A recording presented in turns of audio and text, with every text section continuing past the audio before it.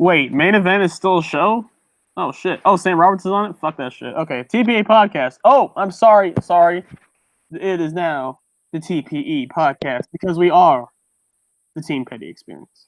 Yes, it is I. It is I. It is. Let me go over my names real quick. One second. It is I, Presley, here with TPA, aka Jordan, Ivar, and Erik. We are here for another great podcast, and yes, we've been called up. I'm gonna go kill myself now. Yes, your name is you can. Do you want Ivar or Erik?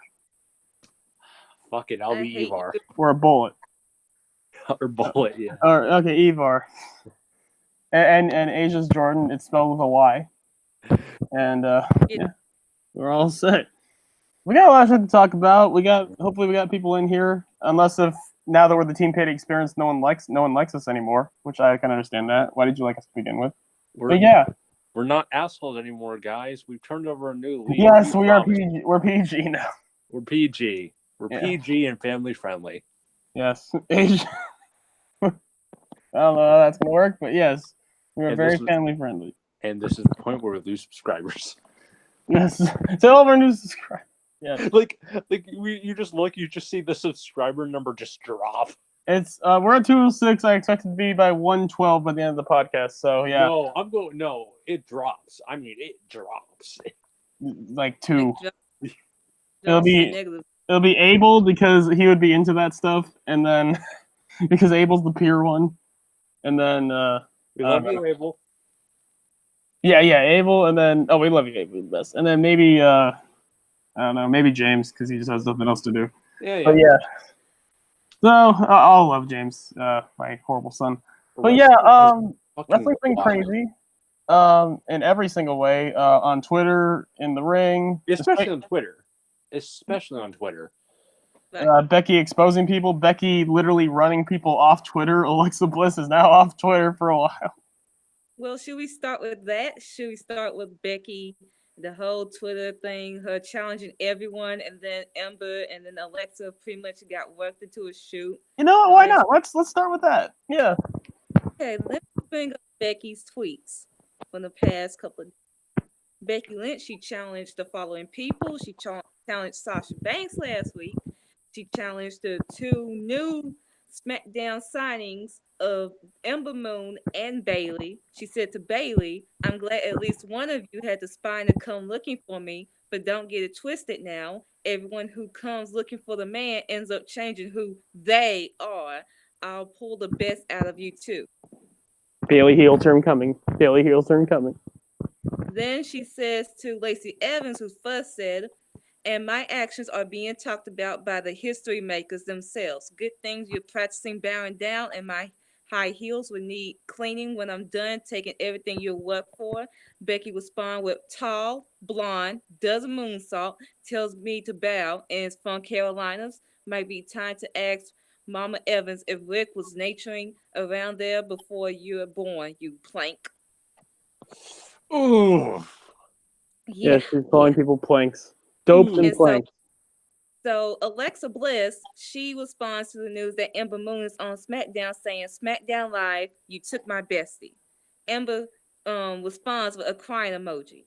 Becky responds, "Tears went for when I slapped the head off you." Ember with this dry ass response, it's like, stop acting like you would. I would allow that to happen. Where did you get those clothes at? The toilet store? And then Becky responds with, "I'm going to hit you that hard that Alexa will go out injured again." Me thinking this is like, Ember, our friends. So if Becky hits Ember, it will hurt her so hard that Alexa is going to be injured. She's going to be hurt. And remember, Becky, this is the same person, Becky Lynch, who insulted Edge's injury in front of his face, telling him not to hurt his neck when he steps through those ropes, and got the biggest pop of the night, and everyone loved it, including Edge himself. Yes. No, apparently Edge was trying not to corpse if you go back and watch. Exactly, he loved it. But apparently this was just too much for Ember Moon. No. Or Little Heart. Amber responds with, "Geez, man, it's one thing to Oh, make idol yes, she put in man in quotes because we still have to do that shit. as a glorified internet troll you are, but you're mocking a near career-ending injury is proving you're a bully. You're just scum, and that needs to be taken down a notch. I'll happily oblige." And then she posts Becky training on her days off, and she posts an internet troll gif. And then Alexa comes back with the following. Can I say this first? The irony of this, What? she has a tweet. Ember Moon has a tweet talking about how Becky Lynch is being a bully and she should be a star and all that shit. And literally, the next tweet she has is her making fun of her by calling her an internet troll and comparing her to a fat man.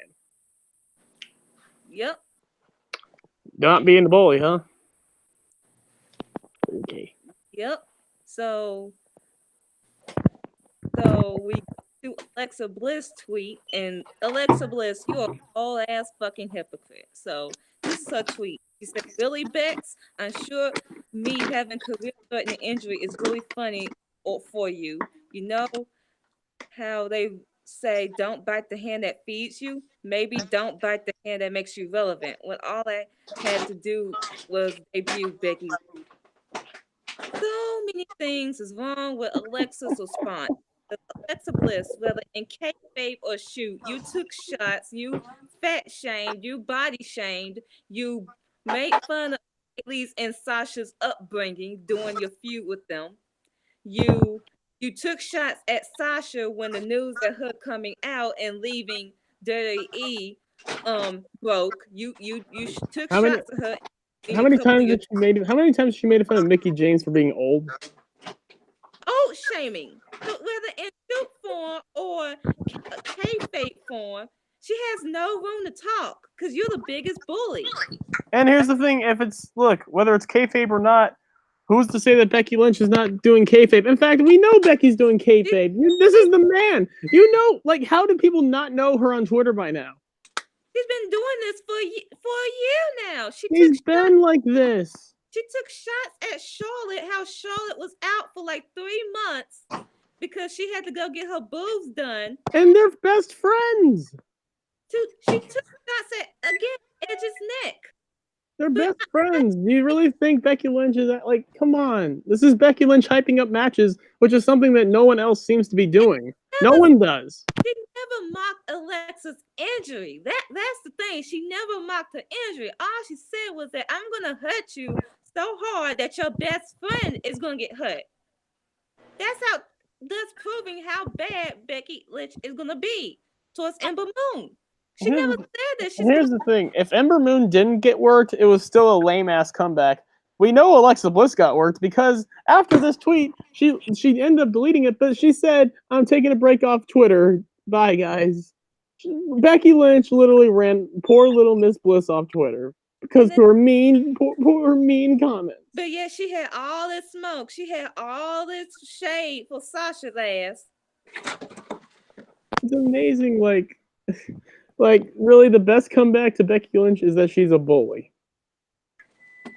Yeah. Okay. She really did idolize Nia Jax. Little Miss, I'm supposed to feel bad for little Miss White Girl who almost had a career-threatening injury, but yet it's her fault because she didn't know how to fucking take bumps. I'm supposed to feel sorry. Yes, Alexa Bliss literally said that she made Becky Lynch relevant. You're not injured, Alexa. Get fucking over it and put on a good fucking match. Alexa made Becky relevant, apparently.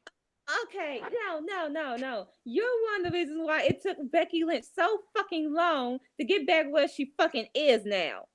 Because she put you fucking over, and then she went into obscurity in fucking 2017. Sasha Banks is the reason why you're relevant. Bailey is the reason why you're relevant, you fucking dumb bitch. Who have you put over, Alexa? And don't you dare say Naomi, because Naomi was so damn good, so damn charismatic, so good in the fucking ring. She does not need you to put her fucking over. Who has Alexa put over? Who has Alexa anyone here, name me one star Alexa's made. You can't even don't tell me Nia Jax because Nia Jax is not a star. Ronda Rousey is her own fucking name, regardless how we feel about her. She had her own name. So No one has made Ronda Rousey. Where's Nia Jax now? Ronda Rousey. That's dumb. If we're gonna bring up the Nia Jax thing, what's Nia Jax doing right now? Nothing. Well, I mean, I can't say that now because she is actually injured with two. But even before then, she wasn't doing anything. So that's the thing. But yeah, like Alexa, all up in her feelings. Like, come on, the company has handed you everything. You've been spoon-fed fucking everything, and Becky Lynch makes one little comment about your injury. You don't even respond. You have Ember respond, and then you chime in, and then you say, "I'm off Twitter. Bye." Like, okay, I'm supposed to feel sorry for that? Nah. The black girl gotta defend the white fucking bitch. Like the tiny violin is out for poor little Alexa Bliss. Put F in the chat for Alexa Bliss.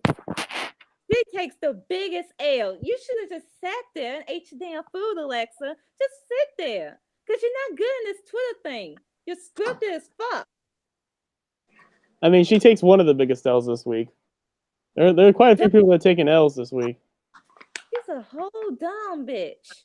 Meanwhile, you go from beating Bailey in 4 months back in 4 minutes to back to moment of bliss. Like we get a bliss. Ooh. Where she made fun of Bailey for being a virgin. Again, don't be a bully, be a star. Oh, this dumbass bitch.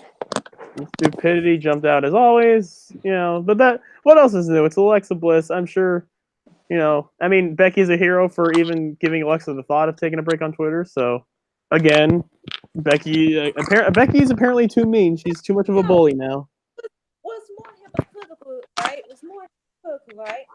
Did anyone get upset and get offended when The Miz, years ago, back in 2016, with that whole Talking Smack segment, how he brought up Daniel Bryan, how he kept getting injured left and right, and how he can't be a top star, and all that fucking shit, right? Did anyone get offended? No, we did not, because we love The Miz and how he's fucking great and how he went off on fucking Daniel Bryan. The point still remains. Y'all fucking hypocritical now, because now the top star, but yet when it wasn't a problem with the Edge situation. It wasn't a problem. Mock Charlotte for missing time off, but now it's a problem when she's been doing this for over a year. But now y'all fucking surprised. Now y'all want to be fake woke. The fake woke people. Speaking of fake woke, apparently Lars Sullivan thinks everyone else is fake woke or fake outraged again. Because again, now Lars Sullivan's back. By the way, we'll get to his segments later, but Lars Sullivan, he needs a restraining order on him. Carmella, I'm scared for her life. Lars. All you should have just done is shut your ass up. I'm surprised he didn't get released, but I guess they have a soft spot for their big, ugly white people. I guess. God, he's ugly. He's fucking disgusting. Yes, see the fuck up. And I'm supposed to that he had a quote unquote anxiety attack when actuality he's using that as a fucking excuse because he does not want to apologize and confront the people of color or Jeff Hardy or all this other people he offended with his comments back in the fucking day. I'm supposed to feel sorry for his ass, and more than likely, don't be surprised if he's the one, while everyone's trying to say it might be Roman Reigns taking the belt off Kofi, don't be surprised if it's actually Lars fucking Sullivan. Don't be surprised, guys. So, real quick about Lars, how hard? Yeah, dude. Like people are worried about Roman Reigns being the one to take the belt off Kofi. Yeah, if it's Lars, I mean, I don't see it being Lars because Lars is in a very mid to low card feud right now. He's probably gonna feud with R-Truth to begin with. But yeah, and honestly, he's gonna flop. We know he's gonna flop. Both Lars, real quick. How hard is it for someone to just say sorry? Like, I'm just asking, how hard is Asia? Say sorry. You don't have to say sorry, but don't block a fan on fucking Twitter, a wrestling fan on Twitter, calling you fucking out because you don't want to say. Don't block me, bitch. Dominique just said Lars is Kane and Lita's dead offspring come to life. His teeth are damaged from that kick Uncle Snitsky gave him. No, they're not even damaged. They're just fucking brown because he doesn't brush his teeth. He's fucking disgusting. ugly. Who fucked Lars for fucking WrestleMania tickets? I want to know. People who didn't want to probably spend the money. Dude, that's like, it'd be one thing to fuck Vince. Like, he's the fucking, like, what is Lars gonna give you? Fucking, the tickets were probably not even that good. If you're gonna fuck Lars for, you better get the whole Mania experience. You better get the Raw, the SmackDown, the NXT. I thought you meant the whole Lars experience. Like, he's gonna give you everything. Ew. You better get the whole fucking experience. You better not just get WrestleMania if you're gonna fuck ugly ass Lars Sullivan. Not to mention too. Jarvarus, I'd take Roman over Lars any fucking day. Not to mention because Roman Reigns is giving people great matches. He's actually a really good wrestler. I mean, the character booking over the years have not been the best, but he's still great in the ring, and he's still he's better than what people give him credit for. So, and Lars Sullivan has none of that. He's decently athletic. He's not terrible in the ring, but he's definitely not good enough for me to care. And that match he had with Alistair at War Game, that takeover, ooh, yeah, that was not good. And yeah, his teeth are a yeast infection waiting to happen. Yeah, don't ever go to bed. Like, if anyone ever does have sex, just don't let him eat you out. Not with those teeth. That's fucking disgusting. And fuck Lars Sullivan. His existence is disgusting. No, actually, tell them the tweet that you sent him because, well, first of all, the tweet that he sent earlier this week. Well, okay, it was something about fake outrage, like the dirty fake outrage bullshit. And I'm like, okay, so what I'm quote unquote outraged about is how you attack a black man on truth, and meanwhile you said black people are looking for a pity pie. How you attacked Jeff Hardy and you said Jeff Hardy is a spot monkey with no wrestling ability and a drug addict. And then you have a segment and maybe a future storyline, stalking storyline with Carmella, and you said rape is a gray area. These are all things he said. That really pissed me off. That really pissed me off. So it's almost like the WWE knows what he's done, and they just want to play off of that. Because I want to bring this up. And I'll circle it back. Here's the thing. Even if anyone wanted to see Lars Sullivan do good, this is a terrible first storyline to do it with, because, man. So, yeah.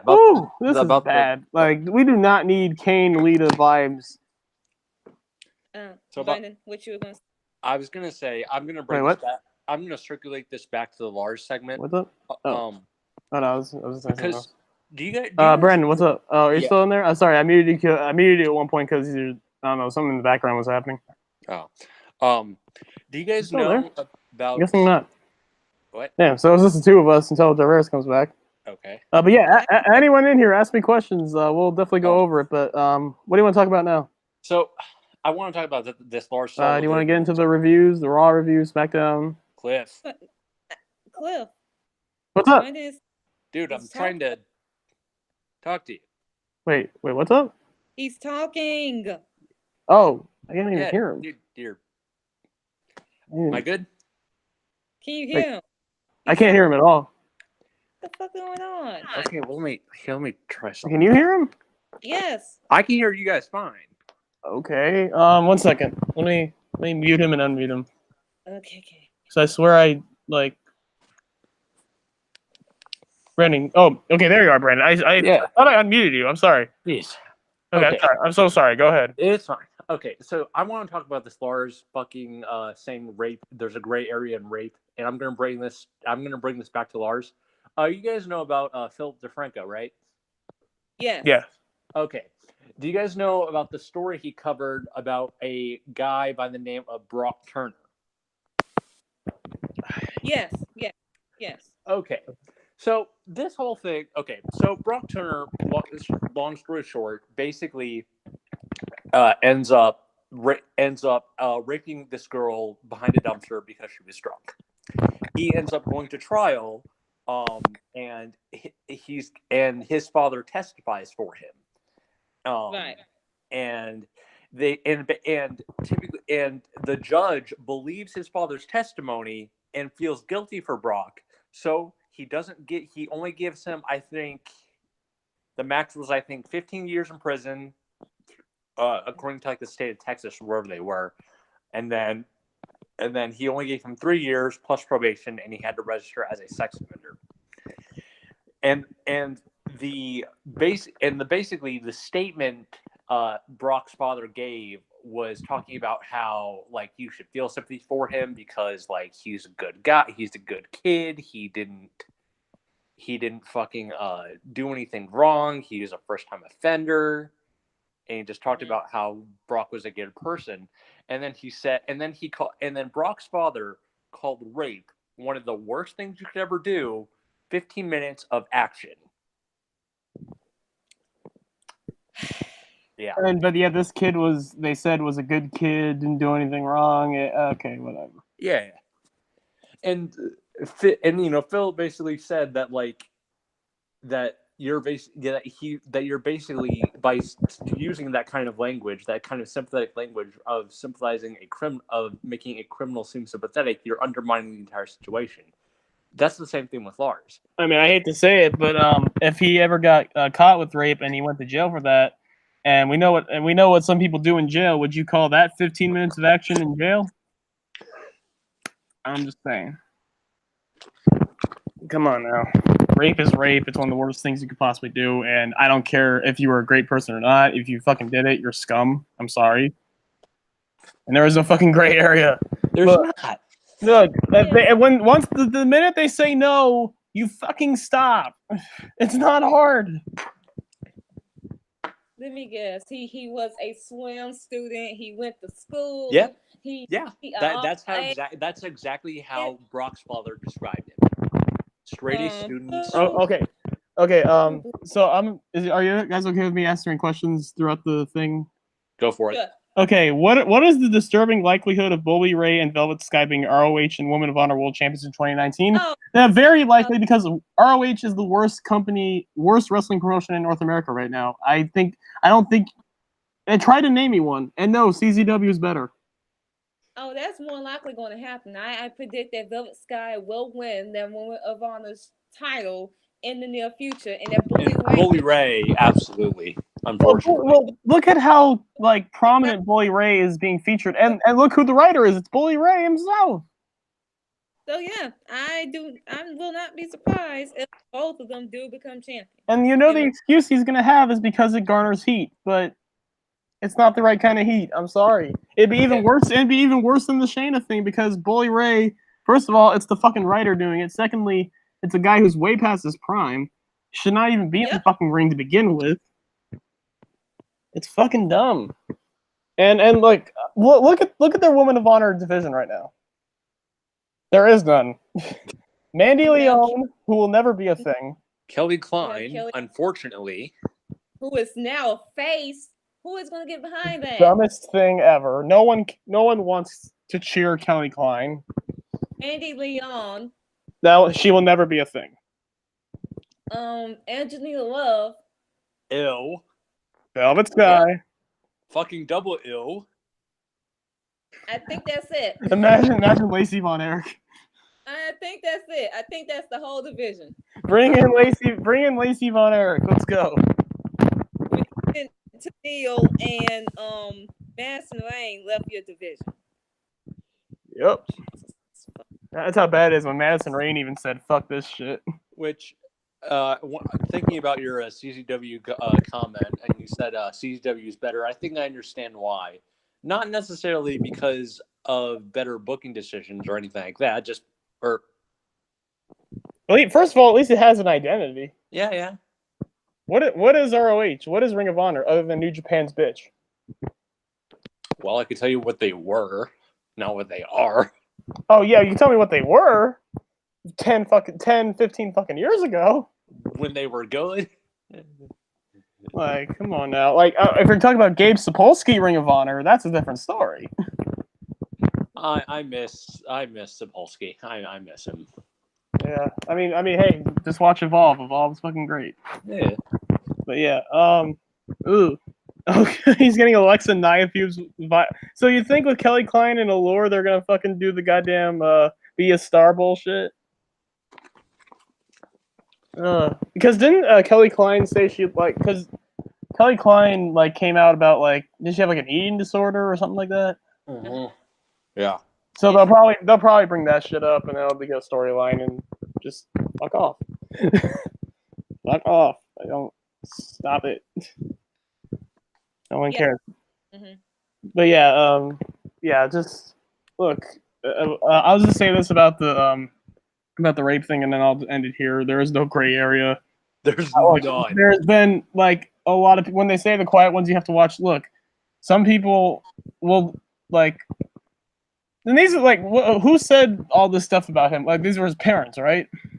His dad, and specifically, I want to bring one last thing up about it. The gray area with the gray area Brock's father trying to bring up was the girl was drunk, but Phil countered that by saying it's not illegal to get drunk. It is, but it should be illegal to rape someone to have sex with someone while they're intoxicated. Look, being drunk. It's like It's like if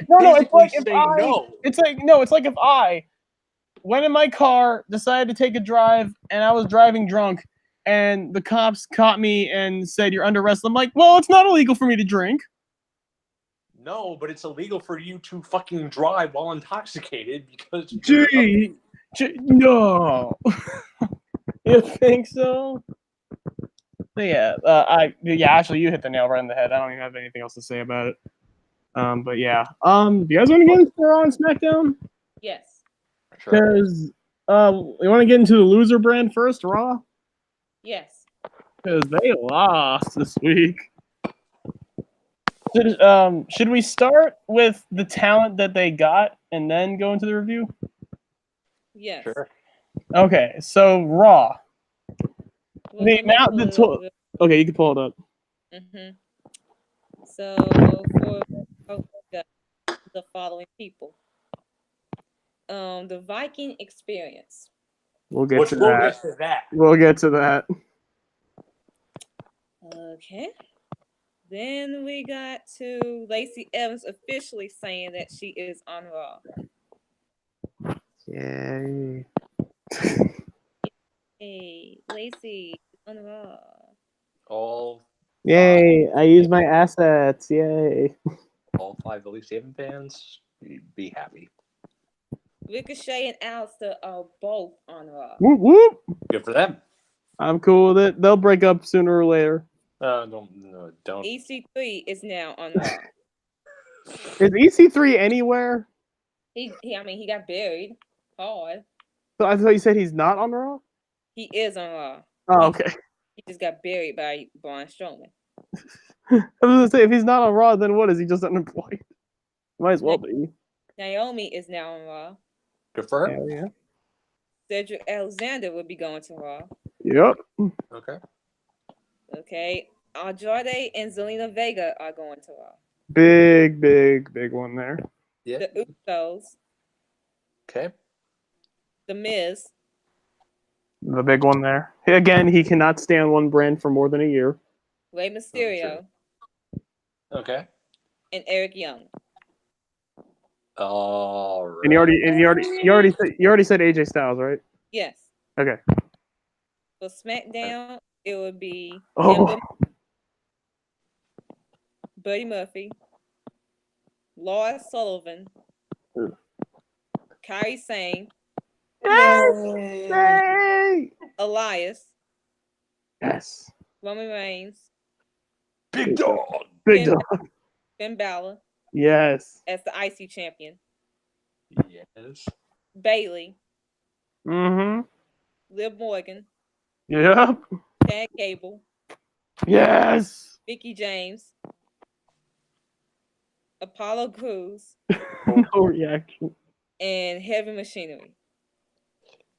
So, in other words, SmackDown won. Yes. SmackDown fucking won. Here's the big ones for Raw were Miz, Joe, Styles, Andrade.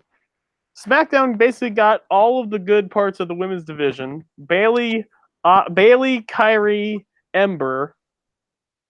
And then you have fucking and then you get to the goddamn Finn Balor is IC champion, and he had a crazy match with Mustafa. And then of course Roman Reigns, their biggest their big fucking star. And they decided to introduce that by having him beat the shit out of Vince McMahon. We'll get to that in a minute. Just why not? I'm telling you, I figured SmackDown would win this because, again, like Fox, that Fox thing is coming in October, and SmackDown, they gotta have it stacked. Yep. And Elias too could be a potential big one too. So, and the only shitty one we got was Lars. So, but yeah, everything else was looking great. Hey, Jarvarus, you're back. What's up? I've arrived. What have I missed? Oh, we just talked about the Lars thing and the quote unquote rape is a gray area. We talked about that.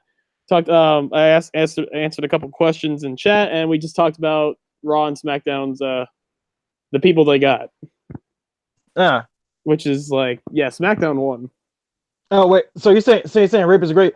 You guys talking about something about the guy who did the rape thing? Brock Turner for a little bit. I talked about Brock Turner to compare to the Lars Sullivan thing, and okay, can I just say something about that? Go for it. About his father saying like his whole life should be ruined because of something that happened. It's like something that happened in 15 minutes. Oh, you mean forcible sexual intercourse with a woman but passed out behind a dumpster? Because like you said, it's not illegal to drink. It ain't illegal to get hammered. But you know what's illegal? Forcible sexual intercourse. Mm-hmm. And you can't say he didn't do it because there were 2 witnesses who pulled him off before the cops showed up. Ooh. Whew. You can't excuse that.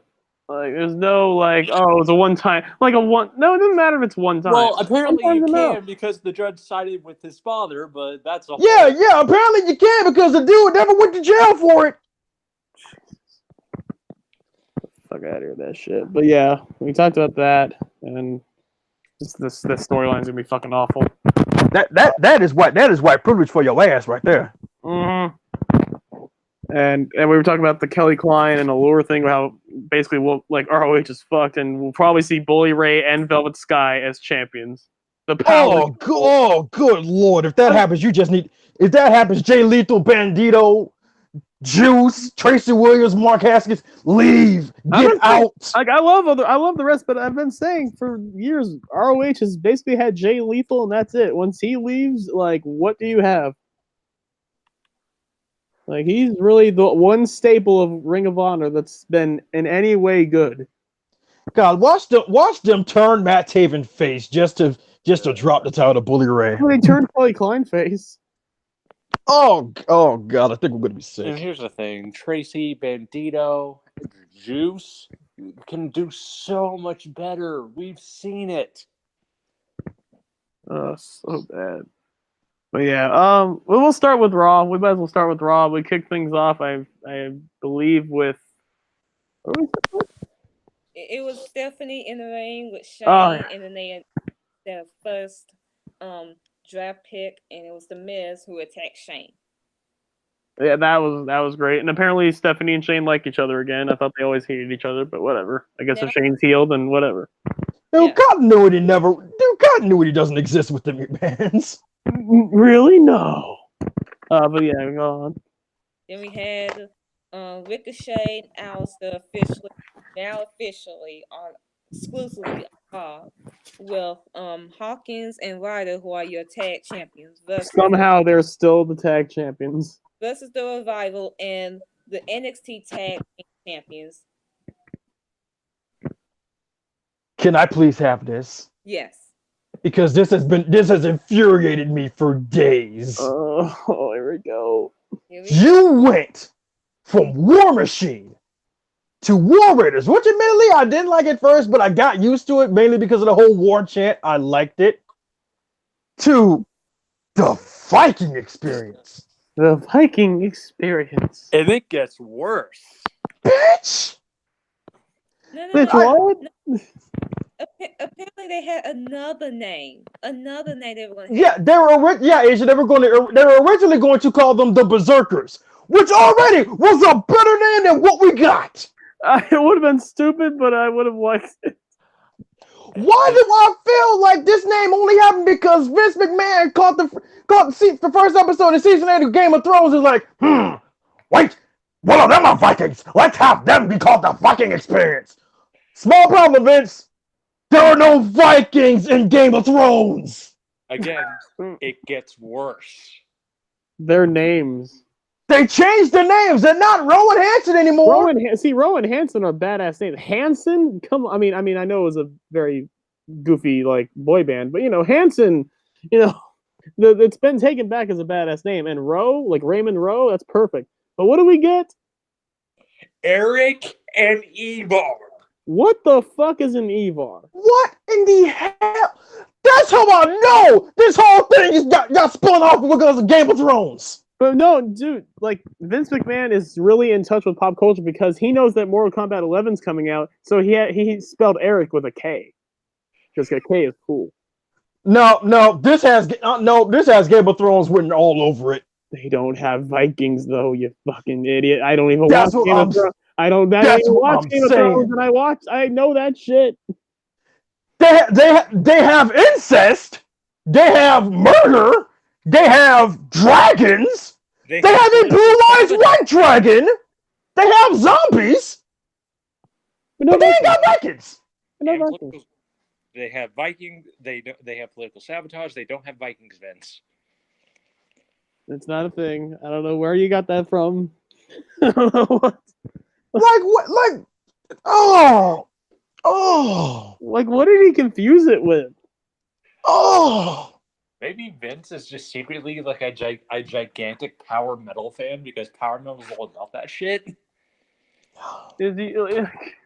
Is there like some like lead singer from a death metal band named Ivar? And like I just don't know. What the Ivar? Vince probably listened to a ton of Dragon Force, and he's like, yes. I just think that's like the cousin of Eeyore, but I mean, like that could be me. I have racked my brain all week trying to figure out why this happened, and I still couldn't come up with nothing. Also, I watched Raymond Rowe, and Sarah Logan's Viking, like on the PC channel, they talked about their Viking, the things that they go to. Like it was really sweet and yet really badass at the same time. It was awesome, but okay, so they say his name is Erik on the thing, but then when they show Sarah Logan below, you see wife of Rowe. So they're not even staying consistent with it. Is his name Erik Rowe? Erik Rowan? At this point, the main roster considers NXT non-canon. The main roster is Dragon Ball, Dragon Ball Z, and Dragon Ball Super. NXT is Dragon Ball GT. Oh God, he's Erik Rowe. That's why they took Rowan's first name away. And here's the thing that also threw me. Rowe was the only one that does the Viking stuff. For my acknowledgement, Hansen don't do the Viking stuff. Yeah, he's not a Viking. He's got the Viking beard, but that's it. He does this. He has like the same kind of attire, but no, like the Viking stuff. That's Raymond Rowe. Hansen just, I don't know. He just chills out and does his own thing. Like again, Vince acting like he knows who people are. But yes, their wedding was very sweet and again really badass at the same time. Dude, watching Sarah Logan in that like one shot of her just it was a far away shot of Sarah Logan doing like the swinging and all that shit. Like, oh my God, it's so good. Like here's the thing. I wanted to be happy about this call up because I love War Machine. I've loved War Machine ever since they first became a team in Ring of Honor. The only thing I hated about them was that they sided with Michael Logan. Then they quickly disassociated with Logan, thank goodness. I mean, yes. I mean, smart, very smart. And I've loved the dudes. When I heard the music, I was like, holy crap, Wolverine! Like, wait, Viking is spit. They changing it. And not just to mention the fact that they're still NXT tag. Well, they were NXT tag team champions. So even no, they still are NXT tag team champions. They are still the champions. Yep, they are still the champions. Okay. Yes, they still drop those belts to Street Profits. If they drop those belts and they go back to NXT, they have to call him Rowan Hansen. Drop those belts. I mean, here's my thing. do not care for War Machine tag team as characters. I really don't care. They have good matches, but I just don't care. But this name change shit, that was dumb. This name is dumb. See, even Asia agreed with me, and she don't even mess with War Machine like that. It's dumb. Eric, What? Erik and Ivar. Eeyore. Viking experience. Fuck me. Erik and Ivar, the Viking. Whatever. But yeah, that happened. It was a good match. Whatever. I mean, I think we were kind of all just still in shock of what just happened, so we didn't really pay much attention to the match. Dude, the only positive about them getting called up is they didn't change the tag finisher. They still called it Fallout. Thank goodness. Yes. The Fallout experience. Shut up. They're gonna do it. Shut up, because you know, yes, I know they're going to do it, and I'm going to be so angry because you spoke that into existence. I did not. They did. I'm just warning you ahead of time.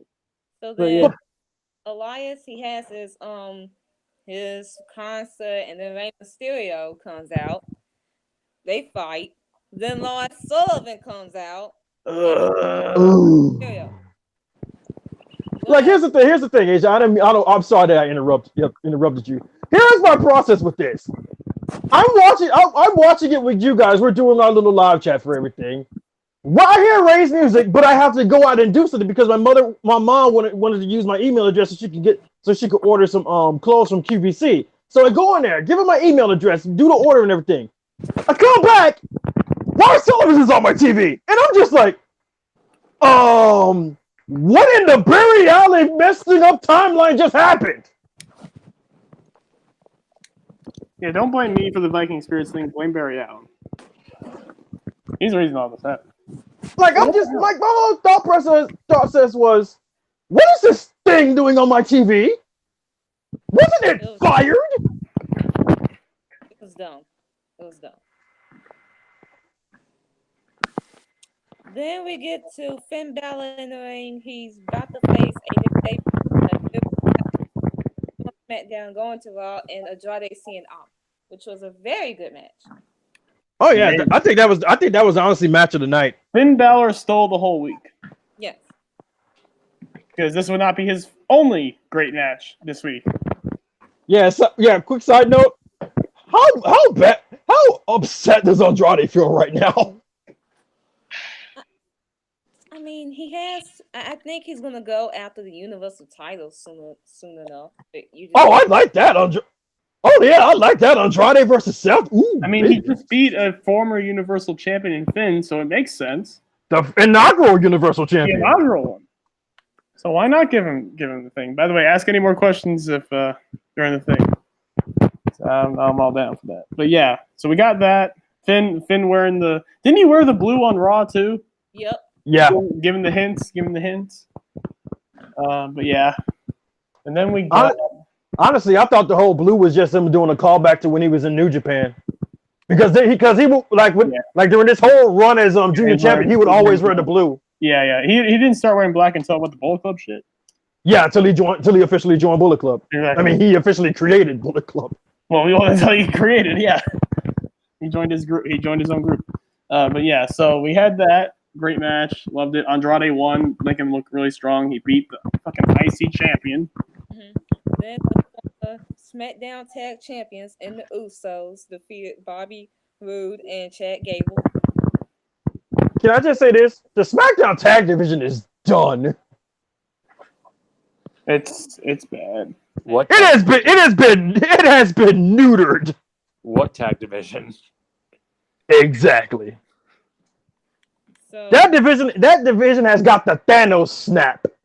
Then we had the Bailey and a partner of her choosing in Naomi, who just came to Raw versus the Iconics, and the Iconics lost in like. First, we have to mention the. It was literally a squash match. First, we have to mention the segment they did backstage. Well, Bailey was on the phone. She's calling Sasha. She wants Sasha to respond to her, and then the Iconics, they make fun of her. So they taking the Sasha.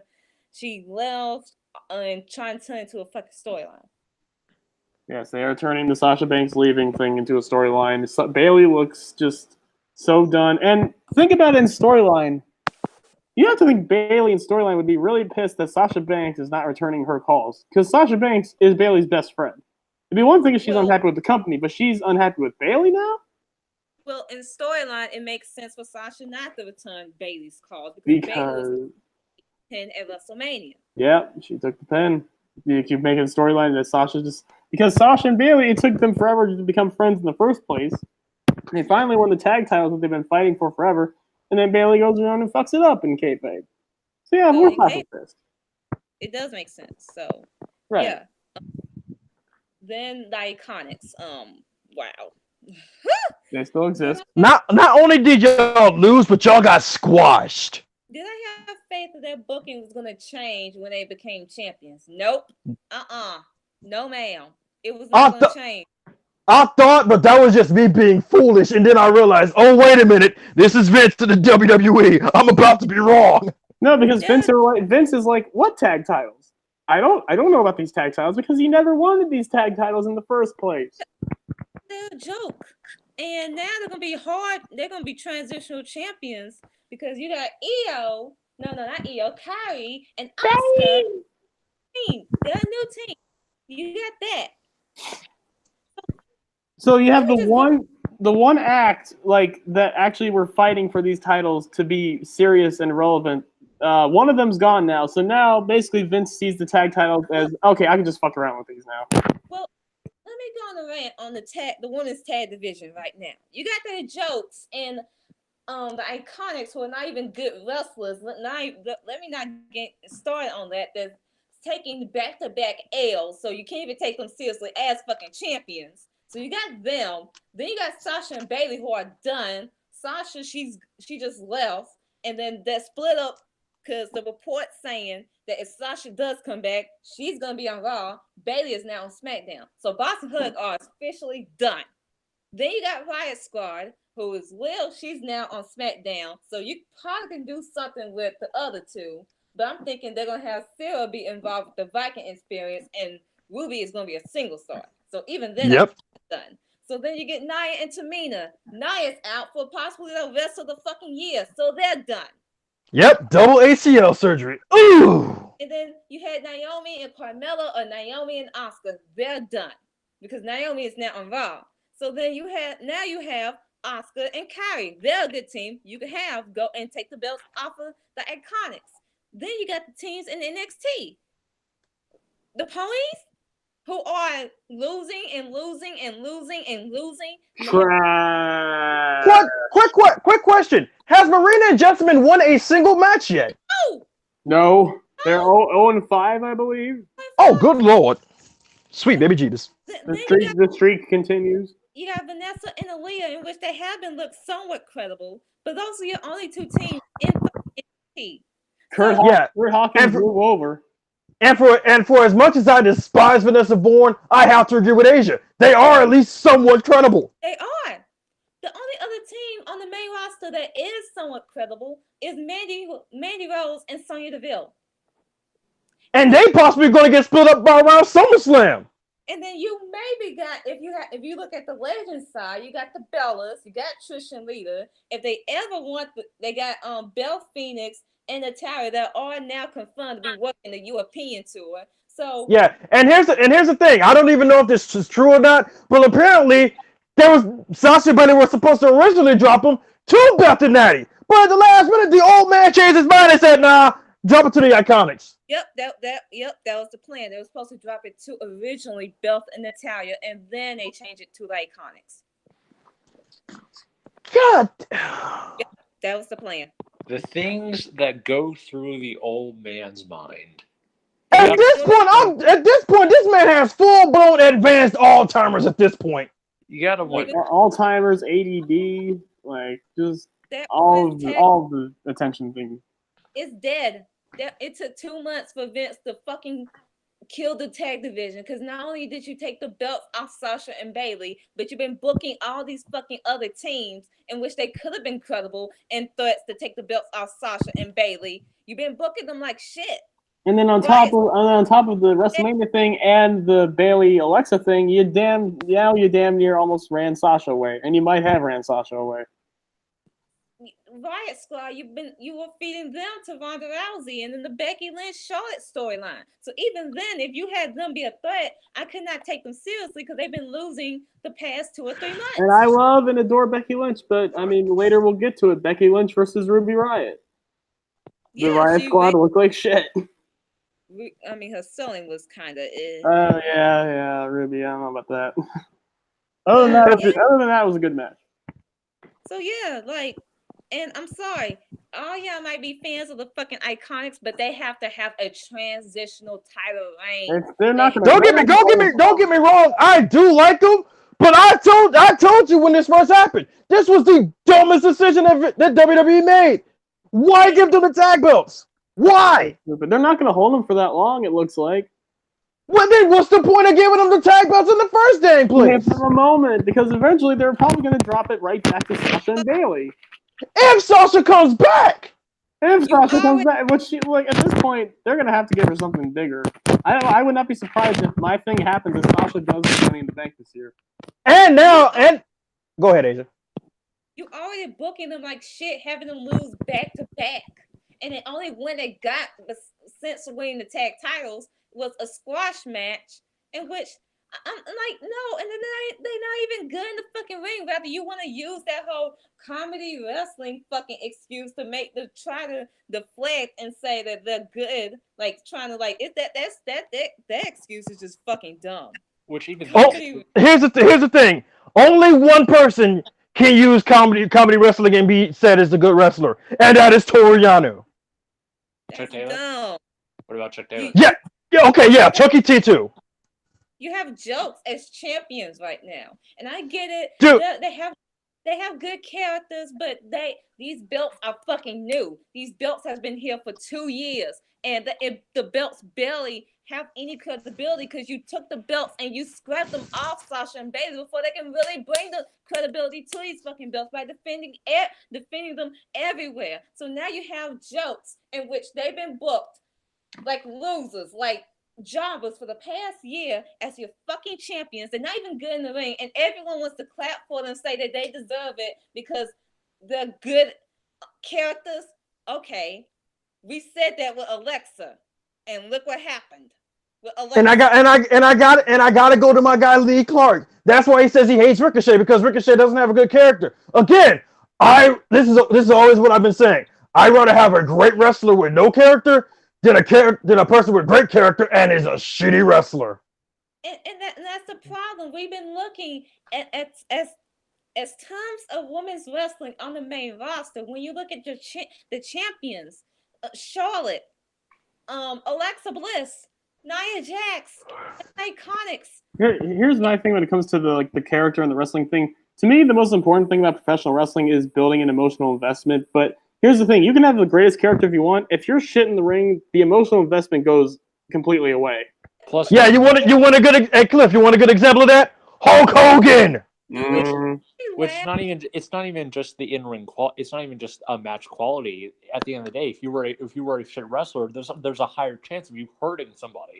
That too. These belts need great in-ring work and ring matches in order to further establish them, and Iconics do not do that. To build a legacy. These titles need a legacy to build on.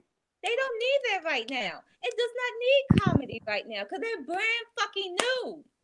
Because when you think about the NXT Women's title, why is it prestigious? Look at their first champions: Paige, Charlotte, and then Sasha, then Bailey, and then Asuka. Those are great champions to build a lineage around.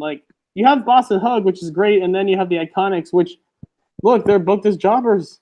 They're booked as jokes. They're jokes. And if you were going to have a heel team beat Sasha and Bailey, you might as well just done Sonya and Mandy, because at that point they're better in ring workers than Iconics. And I'm sorry to say that. And also, it wasn't Sonya and Mandy originally the ones that are going to be in the match anyway. And here's the thing, and that's the thing. With Mandy and Sonya, you at least have, whenever they lose the titles, you could break them up and then make a whole nother feud out of that. Like which I need that feed in my life. God damn it! So like again, you can like there's more emotional investment in there other than with the Iconics, where like the Iconics, yes, they make people happy and they joke around and shit, but like at the end of the day, like there's not much to see with them other than their act before like outside of the ring. Do they get a reaction when they do like when Billy Kay does an overreaction selling or his shitty selling? Do you laugh when you see that shit? Because apparently it's supposed to be a joke and you're supposed to laugh and then it's comedy and all that shit. Do you laugh? And that's the thing about comedy wrestling. If you're not laughing, are you doing your job? They're not doing their job right. It's hard to be funny, okay? It's hard to be a comedy wrestler. It really actually is. Oh yeah, Cliff. Tell that to Chuck Taylor and Toriano. Well, okay, well look, no, but it's hard to be naturally funny. Like those two are naturally funny. Like I'm saying, it's hard, but it's possible. And not to mention, comedy is a subjective thing. So the people that aren't laughing at the Iconics probably weren't going to laugh at them anyway. Right, but I mean, like, there's more bad comedy wrestlers than there are good. So, like, the good ones are extremely talented, and I give them all respect. But yeah, go ahead, Age. These two even have a great match with Sasha Banks and Bayley a couple of weeks ago. What makes me think that they're gonna have a great match with fucking Asuka and Kai? That's another thing with I don't even have much faith in them to have a great match with Asuka and Kai. And that's saying something because Kairi and Asuka are honestly, in my opinion, just as good as Sasha and Bayley as far as an in-ring product goes. So I would definitely have to say that as well. So if you can't have a good match with them as well, that's a problem. That's a huge fucking problem. But not to mention, also you have one of the best baby faces in the world in Kairi Sane. People excuse it, and they're gonna be like, "Oh, you shouldn't be." No, if I'm gonna criticize fucking Alexa for not having a good match and 5 of her fucking title reigns, then I'm damn sure gonna criticize Iconics because y'all been through Indies, NXT, y'all have the Performance Center, and y'all still fucking shit. Y'all still like fam, y'all came from Shimmer. And then people try to bring up old clips of them being okay. You bring up old clips. That was back then. They'll show you clips of what they did in Shimmer. Like I have this question. Why the fuck are they doing it now? I'm not gonna I don't care how good they were in their prime. It's like saying like, oh, Dwight Howard doesn't suck. Look at him in the Orlando Magic. Well, yeah, look at him now. Yeah, but look what happened when he went to LA. Exactly. It's like no other place does that make any sense. Because that clearly means, guys, if you're using that fucking excuse to try to defend the fucking Iconics and say that they were good at this fucking time, but that means, guess what? It means they fucking regress, dumbass. They either regressed or they don't care. 2008 to fucking 2019. They're shit now. They're shit. It's two things. It's either regression or complacency. Y'all gotta pick one. But I'm supposed to be happy for the fact that they fucking won. It'd be like saying, oh, Kurt Angle hasn't been sucking the past few months. Look at him in 2003 against Brock. Like, no! Things change! Yeah, but that was when he was doped up on pills and his body was shutting down. You don't want that, dude. You don't really want that, dude. Character and admit that they're fucking shit in the fucking ring. You can do. It's not that hard. You cannot criticize fucking Carmella or Alexa or Nia, but yeah, you making all these think pieces, trying to defend the Iconics when you know damn well that they're fucking shit in the fucking ring. When was the last time, even in NXT, in which they had a great match? And don't even use the Oscars fatal 4-way matches because that's fucking Asuka and Nikki Cross. I was damn sure about to say that, but I was going to use that caveat. You can't use that because those are two great in-ring workers in Nikki Cross and Asuka. And then I was also going to say the fatal 4-way for the Vacant Women's title, but that was Ember, Nikki Cross, and Kairi Sane. They're just shit. Period. Like, okay, they got great characters. Good. But character ain't everything, bro. Eventually, you gotta show me what you can do in the ring. And if what you can do in the ring does not match your character, then I'm gonna say you're trash. They trash, and I'm gonna give them more criticism now that since they are tag champions, and I'm sorry, Iconics fans, y'all might as well just go ahead and block me because that's it. And they better have a transitional title reign, and y'all better prove to me within this title reign that y'all two actually deserve these fucking belts. Bro, what's the Asia? What's the over? Sasha and Bailey, they love y'all for some fucking reason. They actually see something in y'all. And that's why I'm not trying to be too hard on y'all. Because they see something. I'm trying to see what they see.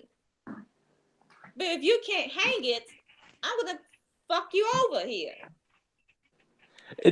It's like it's like Sasha and Bailey and you, Asia. It's like you guys are judges on American Idol. You're Simon. Like I didn't even want to be hard on Alexa when she first was achieving her high statures and getting all these accolades, but I had to. Asia, Simon, and then like I think Sasha and Bailey are like Randy Jackson. Like, do y'all really think when I criticize y'all fave that I want to criticize y'all fave and I love doing that? No, I don't. But I want y'all fave to be better than what they actually is. And if you're getting a fucking push, and if you don't meet the expectations of that fucking push, and you're fucking shitty, but yet you getting all these fucking title reigns, and you being tag champions, and all that fucking shit, but yet you're shitty in the fucking ring, I'm gonna have to call it how I see it. And the Iconics ain't doing it for me. The shit. And it's about time y'all hoes realize that and wake up. The spot on the card doesn't match the ability. It don't. They don't.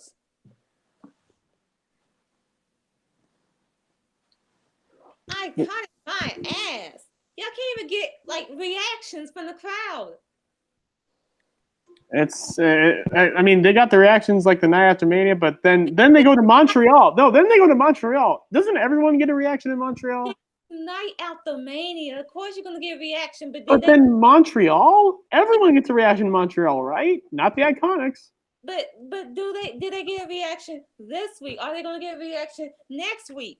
Oh, if they didn't get a reaction this week in Montreal, a very lively crowd, I don't see them getting reactions many other places. They can't, like, this is B team level. But at least B team are somewhat good. Yeah, with Curtis Axel, he's the son of Mr. Parker, and he's a former IC champion. Bo Dallas, he's a former NXT champion. Honestly, the last homegrown NXT person to win the NXT title. One of the most underrated NXT champions, by the way. This is pathetic. How can you defend this bullshit? I guess because we live in a world we have to praise mediocrity because that's freedom. So. Hell no. Hey, I was just saying something. Honestly, I don't even believe that shit. There you are, Abel. I get that, but I did not praise Alexa Bliss when that bitch fucking like Here's the thing. When she first debuted, I was happy for her. Then I saw her first two matches. I was like,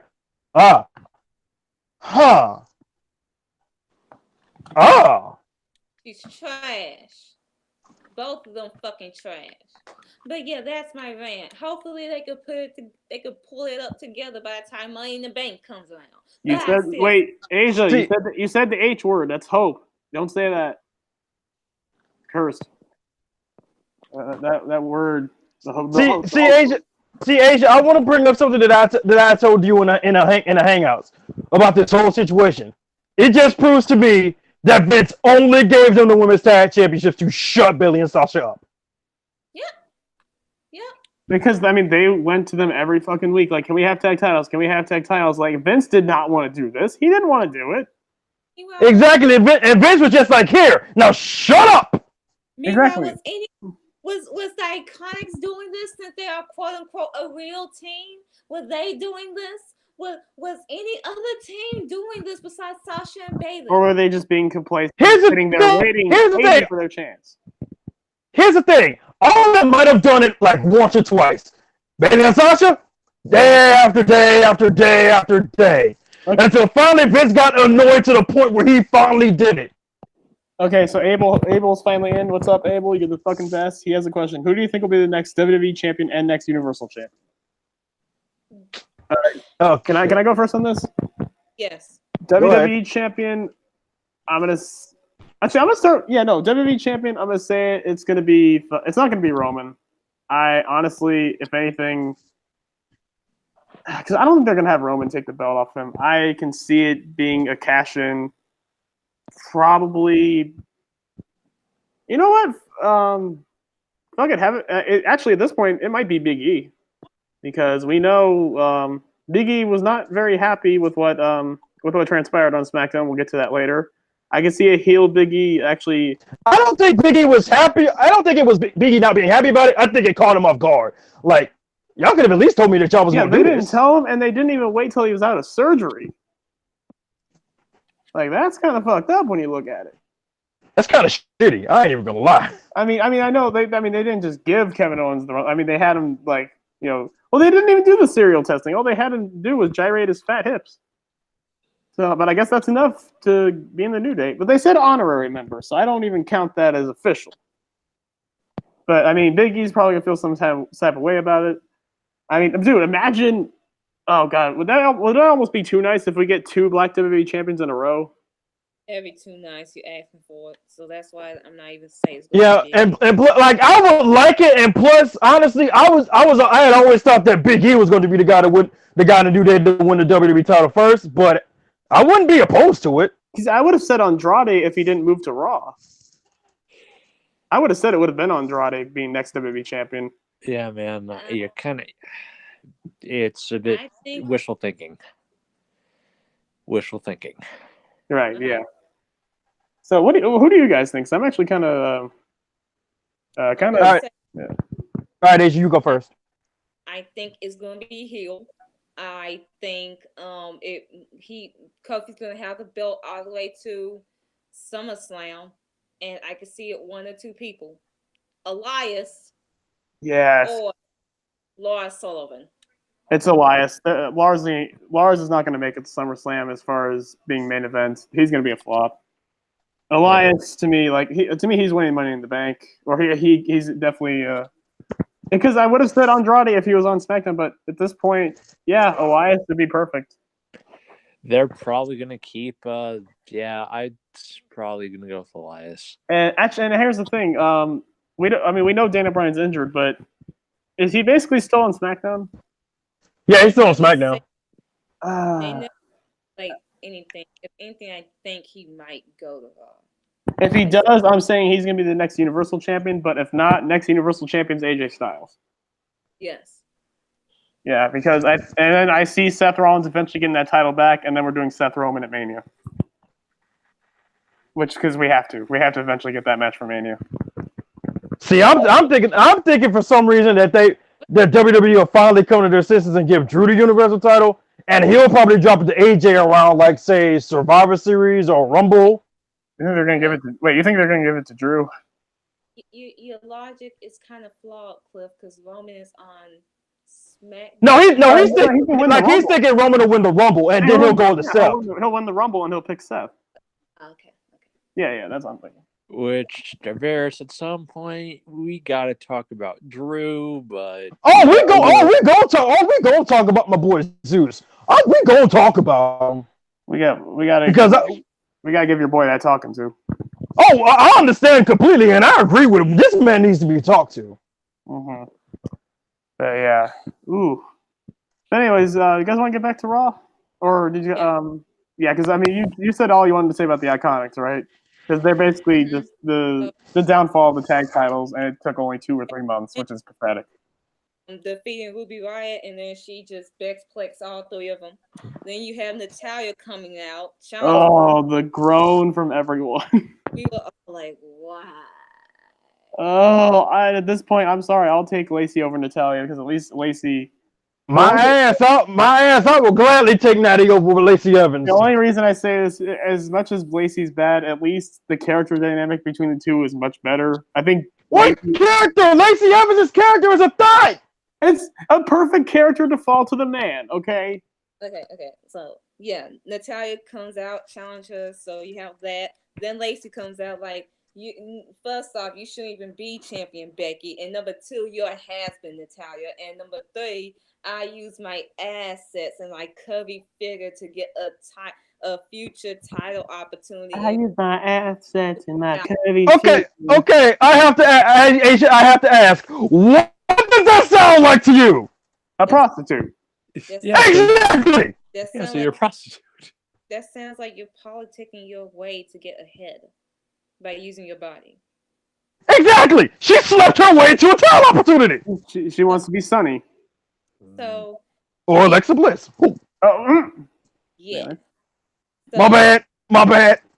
Damn it. Natalia versus Lacey happens. It was a whatever match. Lacey wins with this moonsault, which looked good. Oh, here's the thing. Lacey Evans, for the most part, we've seen Lacey Evans moonsault. She doesn't have a bad moonsault in NXT. No. Yeah, if I say it's the second best moonsault, it was the second best moonsault in NXT behind Dio's. Well, before this is after Stacey Irvin left, but yeah. I only said that because we never saw Stacey Irvin on TV. Yeah, you're right. Yeah. Yes, we did. And we never will. Yes, we did. We did see it on TV. Oh yeah, he did have one match. Yeah. He did? Who was it against though? I'm trying to remember who it was against. He did do it. Yeah. What episode that was on? I don't know what episode, but I know he did do it. Let me go try to see. Can I find it? Because I gotta catch that episode. Because if that's true, then I gotta drop Lacey down a couple levels. But yeah, Becky cuts this promo just talking about like how like she's gonna defend the title, like she's Becky Two Belts, she's gonna defend the title, integrity and all that shit. And Natalia. And then Lacey's music, like when she was talking to Natalia, Lacey's music came out, and Becky just looked like, "Oh, this dope." She literally said, "This dope," and I think everyone thought that too. And it's just because a Becky versus Natalia match to me would be a lot better, obviously, but. Becky, given the history that they've had, yes, yeah, it is actually. If they do play back to that history, I would definitely prefer that match. But it doesn't even look like they're going to do that. Did you find it, Adrian? Oh, okay. I posted nice. it. Oh, nice. Okay, thank you. Nice. But like, if they don't do that, I think with the Becky Lacey thing, why I kind of am okay with it because it's almost like Becky taking out like the last of the dying breed, like the last of like the blondes that, because again, Vince has a type. She even talked about it on Twitter. Vince has a type. It's almost like that last like relic of the past that Becky has to beat before she can finally get real competition. It's like she went through Charlotte and now she has to go through Charlotte's clone. Plus, this works in the sense of man, that moonsault is fucking beautiful. Yeah. It works in that sense of the brash girl from Ireland versus the proper poise blonde from exactly. It makes like, and then the Twitter banter. I mean, well, we'll get to Lacey's Twitter banter because she's a fucking thief apparently on Twitter because I saw that shit. Stealing someone's original thieving ass. Stealing someone's tweet about Becky from 2 days prior, and we were gonna give her that W. Nope. No. The one creative thing she says, she stole from someone else. So I knew it was too good to be true. Exactly.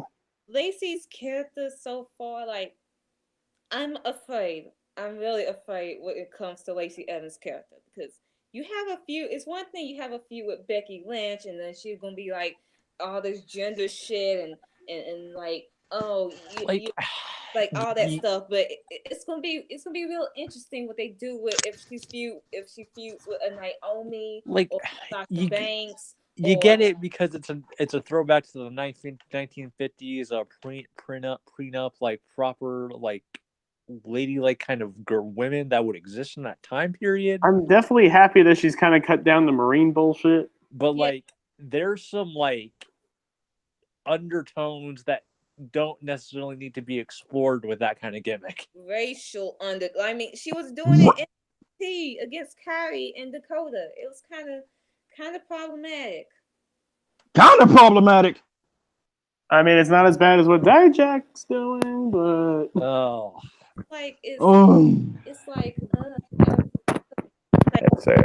I think this few of like breaking all the and I want to root for her. It's just the character. It's gonna need a lot of tweaking and just work on the moonsault. And I probably will be a fan of yours, but just take and steps. and I think before we go, I think right before we go off the air, I'm actually going to talk about I want to talk about the Dijax thing by myself because I had a conversation with John about it, and I just want to get all my thoughts on that.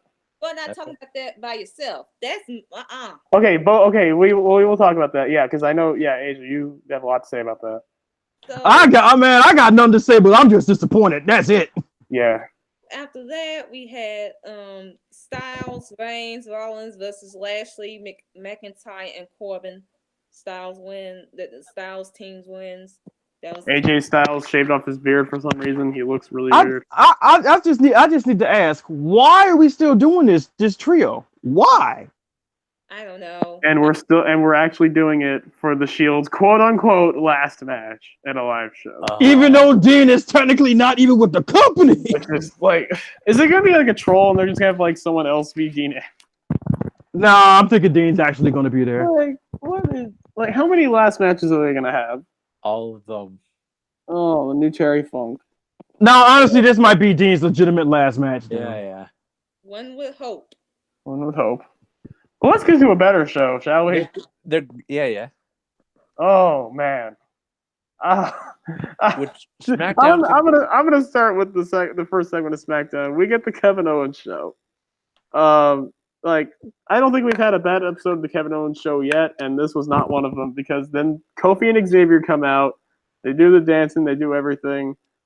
Everyone's fucking loving it, and then eventually, I forgot what they talked about before. Like before they got to the Big E stuff, I think they were just they were speaking French, and Xavier didn't know any French, so Kofi taught him that, and Kevin taught him that. But yeah, eventually Kofi was like, Kevin was like, let's get to the big elephant in the room.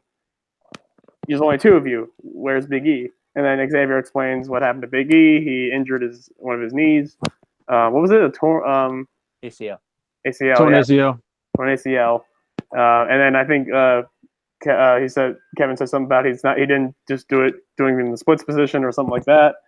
But then Kevin, being the ambitious self that he is, he's like, well, Kofi's WWE champion now. You guys need backup. And I only see one other of you.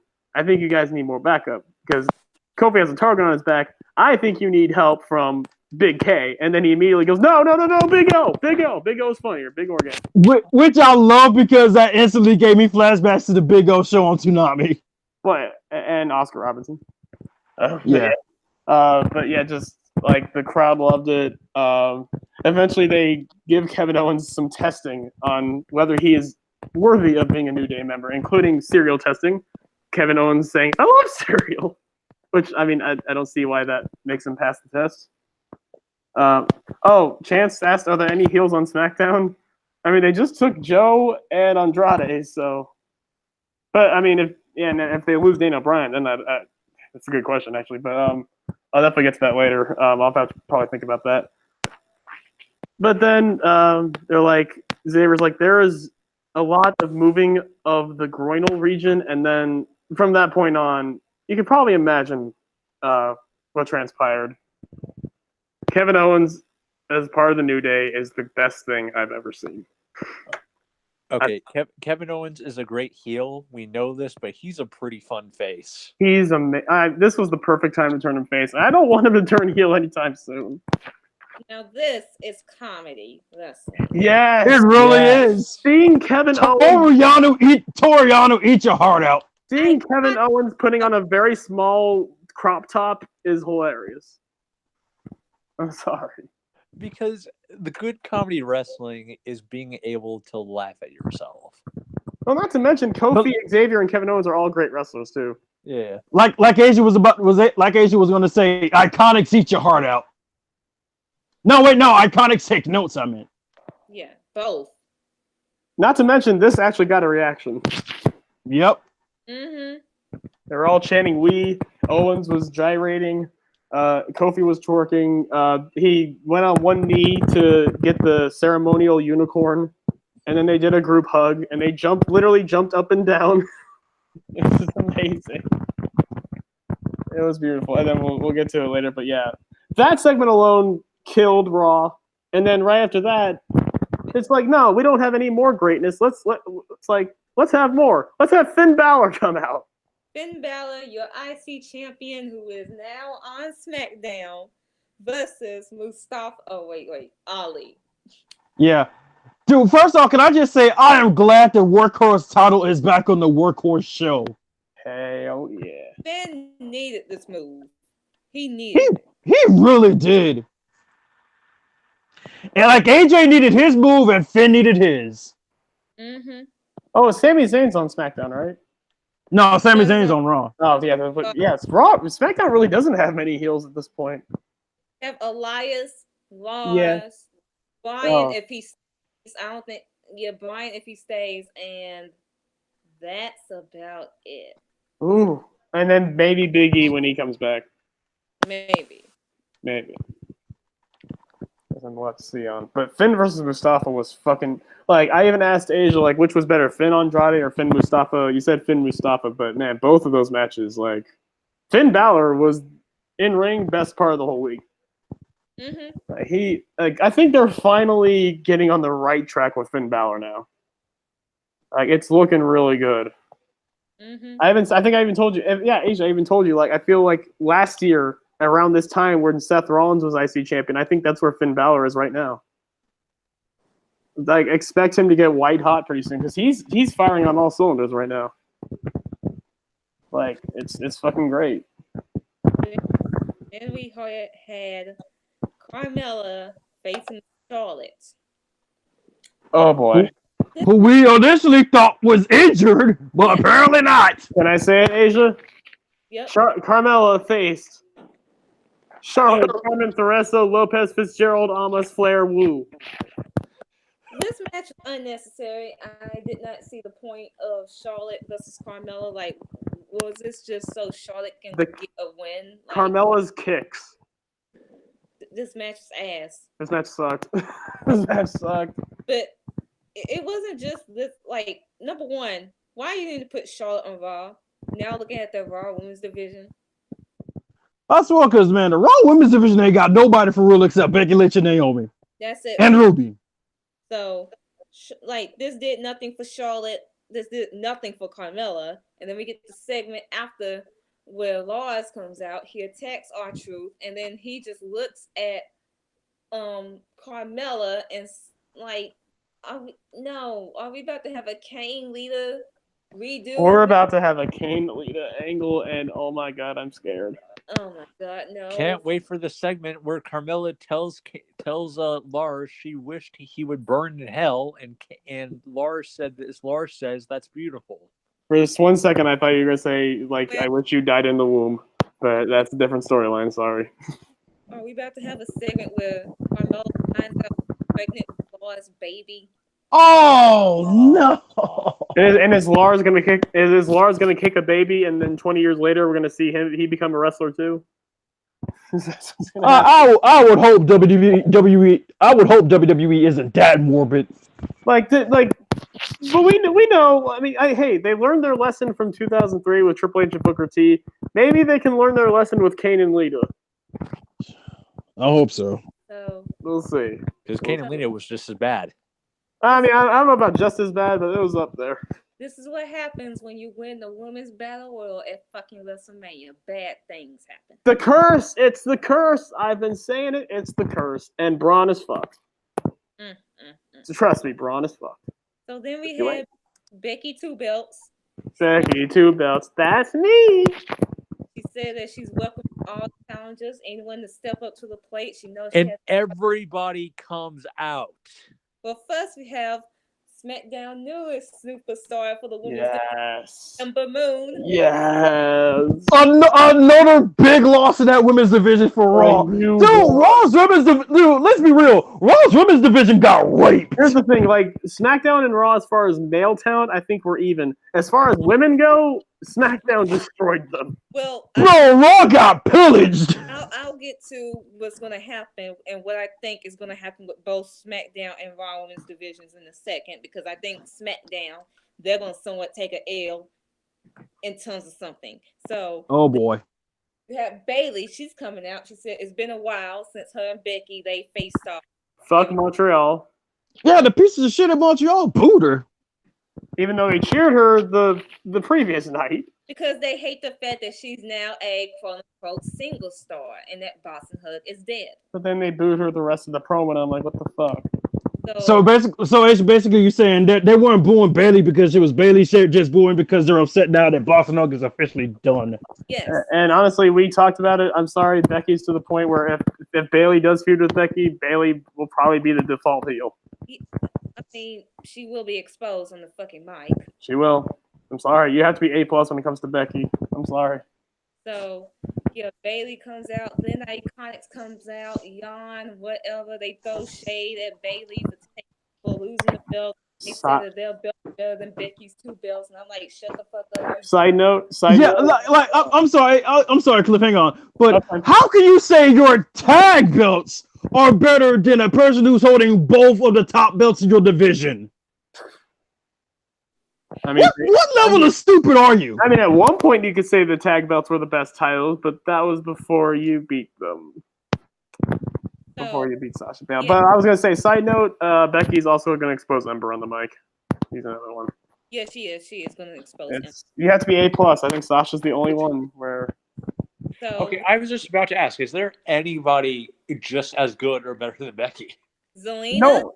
No, not. Well, I mean, yeah, almost. Zelina, yes, but Zelina's on Raw, and also Zelina can't wrestle. So again, it's what I said. Like, I have it pinned on my Twitter. No one other than Sasha, I think, can really be in a feud with Becky and come out better. Because again, name anyone else who could sell merch, be good to great in the ring, and cut great promos, and be savage on Twitter. There's no. It's just Becky and Sasha. Becky Lynch is what John Cena was before, because in a feud with John Cena, if you can't hang, you're done. Can't say Bailey because she's not good on the mic. She's not good on the mic at all. Sorry. Can't say Alexa because she's not good in the ring, and she's definitely not good on fucking Twitter. Ember's not good on the mic, and as we saw earlier this week, she's also not good on Twitter. You can't say Charlotte. She's questionable in the fucking ring. She's not good on fucking Twitter, and then I'm the queen, and she's not good at selling much. So yeah, it's only Becky and Sasha. So then we get Paige. She comes out, and then Mandy and Sonya comes out. They we about to reform Absolution. Paige no, the fuck we not. And again, everybody comes out. She brings out her new team. Asuka and NXT Women's Champion Kyrie Mania 300 and I think 350 or 351 days, by the way. Kyrie Mania, let's fucking go. Which kind of means to me that Scott Powers is kind of done, but hey, great. Shirai is still in NXT and she could still become NXT Women's Champion. I'm fine with that. Look, I'm sorry, but can I just do a little skip? Sure. Io needs to take that belt off Shayna now. Shayna needs to drop that belt now. Anybody. I'll take anyone. I'm tired. Let me get to my rant to when we get to NXT. Fuck it. Yeah, I'll just say this, and you can get to your whole rant about it. I get what Triple H is trying to do. He's trying to get that old school way of have a heel be so hated that people would just shell out money to buy tickets just to see that person lose. But there's a limit. No. And Shayna has well exceeded that limit. No, I'll get to that in a moment. But then, Asuka and Kyrie are your new team that won't take the belts off of the Iconics. The Iconics can go back to fucking catering where they fucking belong and have this transitional title reign because fuck the Iconics. I'm sorry, I just want to say this. Kyrie kind of looked sad when she came out. She looked sad. She looked at Asuka's like, "You're not Io. You're not Io." But in kayfabe sense, why would Kyrie still team with Io when Io is the one that cost her the opportunity to win the title from Shayna? And not only that, now she can no longer challenge for the women's title and NXT. No longer. Which is technically not an NXT spoiler because it just happened 2 nights ago. Not that, but 2 weeks ago, before NXT TakeOver, she didn't even check on Kyrie. She checked, she was holding up, posing with the belt, and Kyrie's like, "Bitch, the fuck." So why at that point I went like Kyrie, she should have just turned heel and attacked her ass and just left NXT. Yeah, I gotta admit, Io has been doing some scumbag shit lately. So yeah, like Sky Pirates, I'm sorry, I like, and besides, keep Io down in NXT. Have a like, give that bitch a fucking character, because what's a character right now? And not only like have a feud with someone and then win the women's title. It's not hard. I don't think her as a face will get a character. I think her character will come when she's a heel. Give us something, because I mean, Io's definitely like because I'll say some of her best stardom work came when she healed it up. when she's like that, relentless, ruthless asshole. She's so good. well, there's a reason why I'm just not click with her and be rooting for her to, like, besides the whole Shayna problem, I'm not gonna really be rooting for her to win the title. You gotta give me something to grab onto besides her in-ring work for me to be like, yeah, I want Io to win. Io should win. I'm just saying. You gotta give me something. She doesn't have the connection with the fans and connection emotionally that Kyrie does. Kyrie has a character. Kyrie has the it factor that I think Io does have, but not as much as Kyrie does. I don't think. Like Io as a face definitely has a character, but the problem is it's not as pronounced as it is with Kyrie.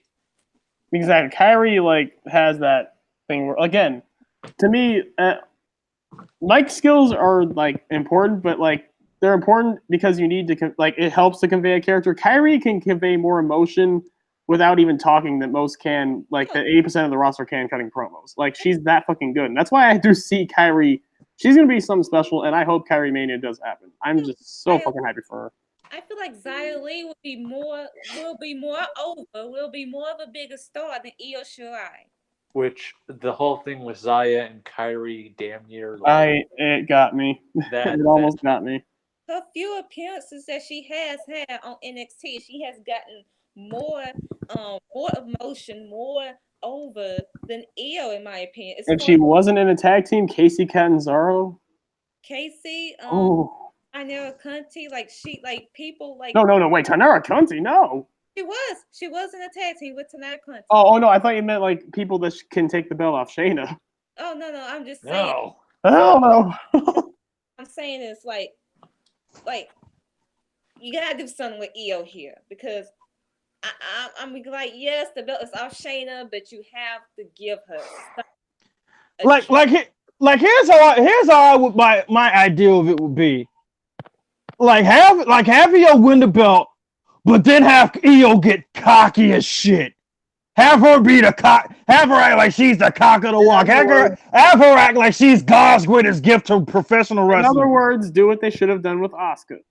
Exactly! Because she was getting so arrogant, so cocky, and then they didn't follow through with it. So, it would be perfect. Io Shirai, even as a face, she's a great bully. She's, in Stardom, she was the leader. She bullied the shit out of Momo. Yeah, again, she was the leader of her own faction, and she was basically a fucking kingpin. Well, not kingpin, but kind of like that. Just, basically when she was running Queen's Quest, she was basically like, you are extensions of me. If you look bad, then by extension, I'll look bad. And that ain't about to happen. Someone called her the female Suzuki at one point. She kind of was, bro. Oh, that's Mako. Well, I mean, yeah. Mako. No, Suzuki's the male Mako. That's the thing. No, Mako's the female Suzuki. You're not going to discredit Suzuki out here. Dude, Suzuki fears Mako. He's even mentioned it himself. He respects Mako. Oh, okay. Who would win in a match, Mako versus Suzuki? Let's go. I don't know. We'll get eventually, but moving on. Yeah. The Iconics, they take another L in the match against Asuka, Fane, Bayley, and Ember Moon. Kyrie, that crowd loved Kyrie to the I feel like Kyrie, she has the most, she might actually succeed against the Asian people. We talk about Vince does not treat the Asians well, but because he says, oh yeah, the language barrier, they're not going to connect as much. Kyrie, it doesn't matter with the language barrier, and her English is actually pretty damn good now. But even without it, she connects with that audience right away. Tons of female Asian talent is gonna be Kyrie. She's gonna have the most success. Yeah. Than Ia. Yeah. Like here's I think I can say this confidently. I don't think Vince can mess this up. I know I said that about Nakamura, and they did, but I don't think they can mess up Kyrie. Because yes, they can. Yes, they can. Would actively have to try to mess her up. He would actively have to try. And I'm not even trying to joke about that. I'm saying like, how can you fucking mess her up? And I also think part of it was also Nakamura getting kind of complacent. He did get complacent. Don't say. Yeah, he got complacent ever since he left NXT. Yeah. So I don't think Kyrie's the kind of talent that would get complacent. I don't see it in her. Like on Nakamura, I still say his best match in WWE was his first match with Sami Zayn. With Sami, exactly. Like, when he was allowed to be more like Nakamura. Like, here's the thing. Vince loves his hokey shit. We know this. Kyrie dresses like a pirate. Oh yeah, Vince can take advantage of that shit all day. So yeah, she'll be fine. Yeah. So yeah, and then we had the Kevin Owens, New Day versus whatever team they win. Then we had. I remember the team. It was Cesaro, Rusev, and Nakamura because Sheamus got the concussion. Okay. Yep. Oh yeah, because when the Kevin Owens New Day thing happened, I think it was Rusev and Cesaro watching, and Cesaro was it was Rusev and Nakamura, and Cesaro walked in and asked them to join up with him. Yeah. There you go. Okay. So then we had Mr. McMahon. He said that throughout the whole day that he was going to bring in this biggest acquisition for SmackDown that can change SmackDown. Baron Corbin. Thank God it wasn't Baron Corbin. Oh, it would have been amazing. Then he first brings out Elias. I was like, ugh. And I knew like it's Elias. You know someone's gonna interrupt him, and then whoever's gonna interrupt him will be the person.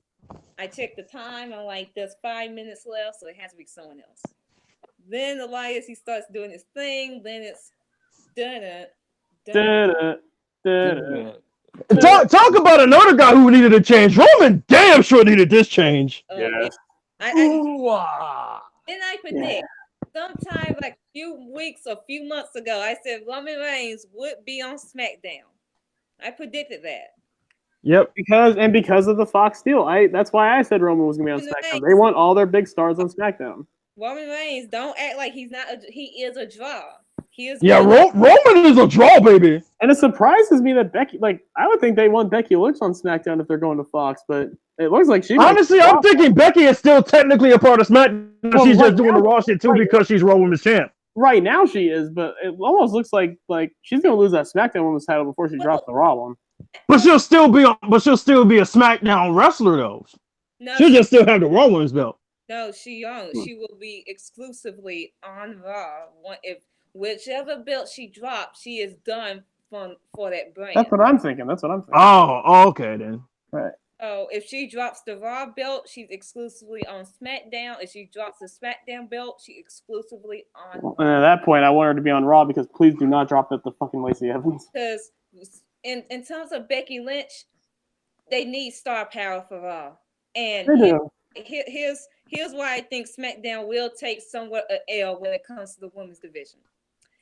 SmackDown is 2 hours, right? And we know how the women, they barely get enough time as it is in terms of segments, in terms of matches and all that shit. So you have Bayley, you have Ember, you have Liv Morgan, you have the Iconics, you have Mandy and Sonya, you have Becky Lynch for the time being, you have Liv Morgan, you have Mickie James. That's a lot of talent for you to put all these great talents to put on SmackDown, and I don't think all those talents are going to get a lot of time. I think they're going to be shoved into one segment altogether. Sometimes left off fucking TV, probably gonna be in catering. So while you have a great women's roster on the SmackDown side, it's how you book that division. It's how you book it. That's gonna be the problem. It's like NXT right now.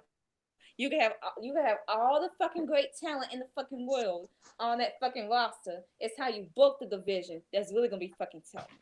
And then you get to the Raw side. You have Sasha Banks, presumably. You have Alexa Bliss. You have Ruby Riott. You have Sarah Logan. You have Becky Lynch. You have Natalya. You have Naomi. You have Lacey Evans. You have Tamina. You have you basically your division is mid at best.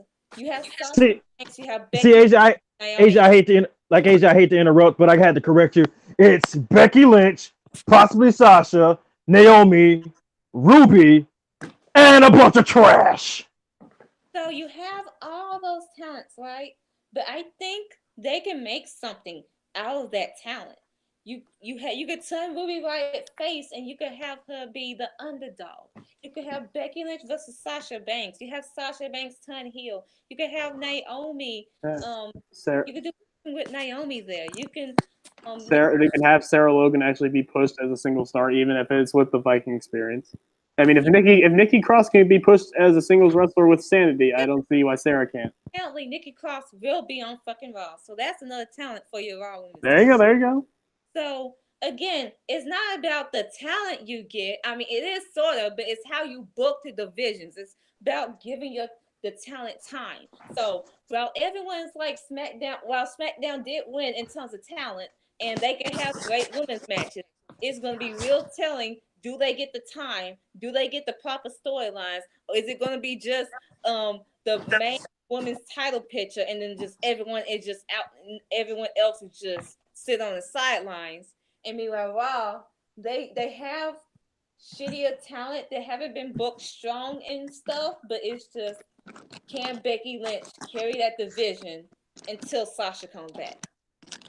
If Sasha comes back, I think my answer for the most part is yes, but I mean, that depends on like. So while SmackDown did win, I'm gonna say in terms of how they booked the division, I think Raw is gonna win overall in terms of booking. Yeah, possibly, yeah. Think about it. The two heels, as far as SmackDown go, is Charlotte and then Liv Morgan. And I think Liv Morgan, she's gonna break out, but you still have to watch Charlotte. Charlotte might get the belt back sometime in the near future, so you have to worry about that. And then how they're gonna book Bayley and how they're gonna book Ember Moon. So you have to worry when it comes to Raw. You have potential there, but key word is potential, and you always have to worry about the main one. Is if it's not Lacey, it's Alexa Bliss. That's your main one you have to worry about. So those are the divisions, but I'm interested in what they're going to do at Raw. Really loving the division for SmackDown. And I think by the time we get to SummerSlam, we're going to have Charlotte versus Bayley on the SmackDown side, Sasha versus Becky on the Raw. I'm down with that. Like, eventually, we're going to get Sasha Becky because Vince is going to cave eventually.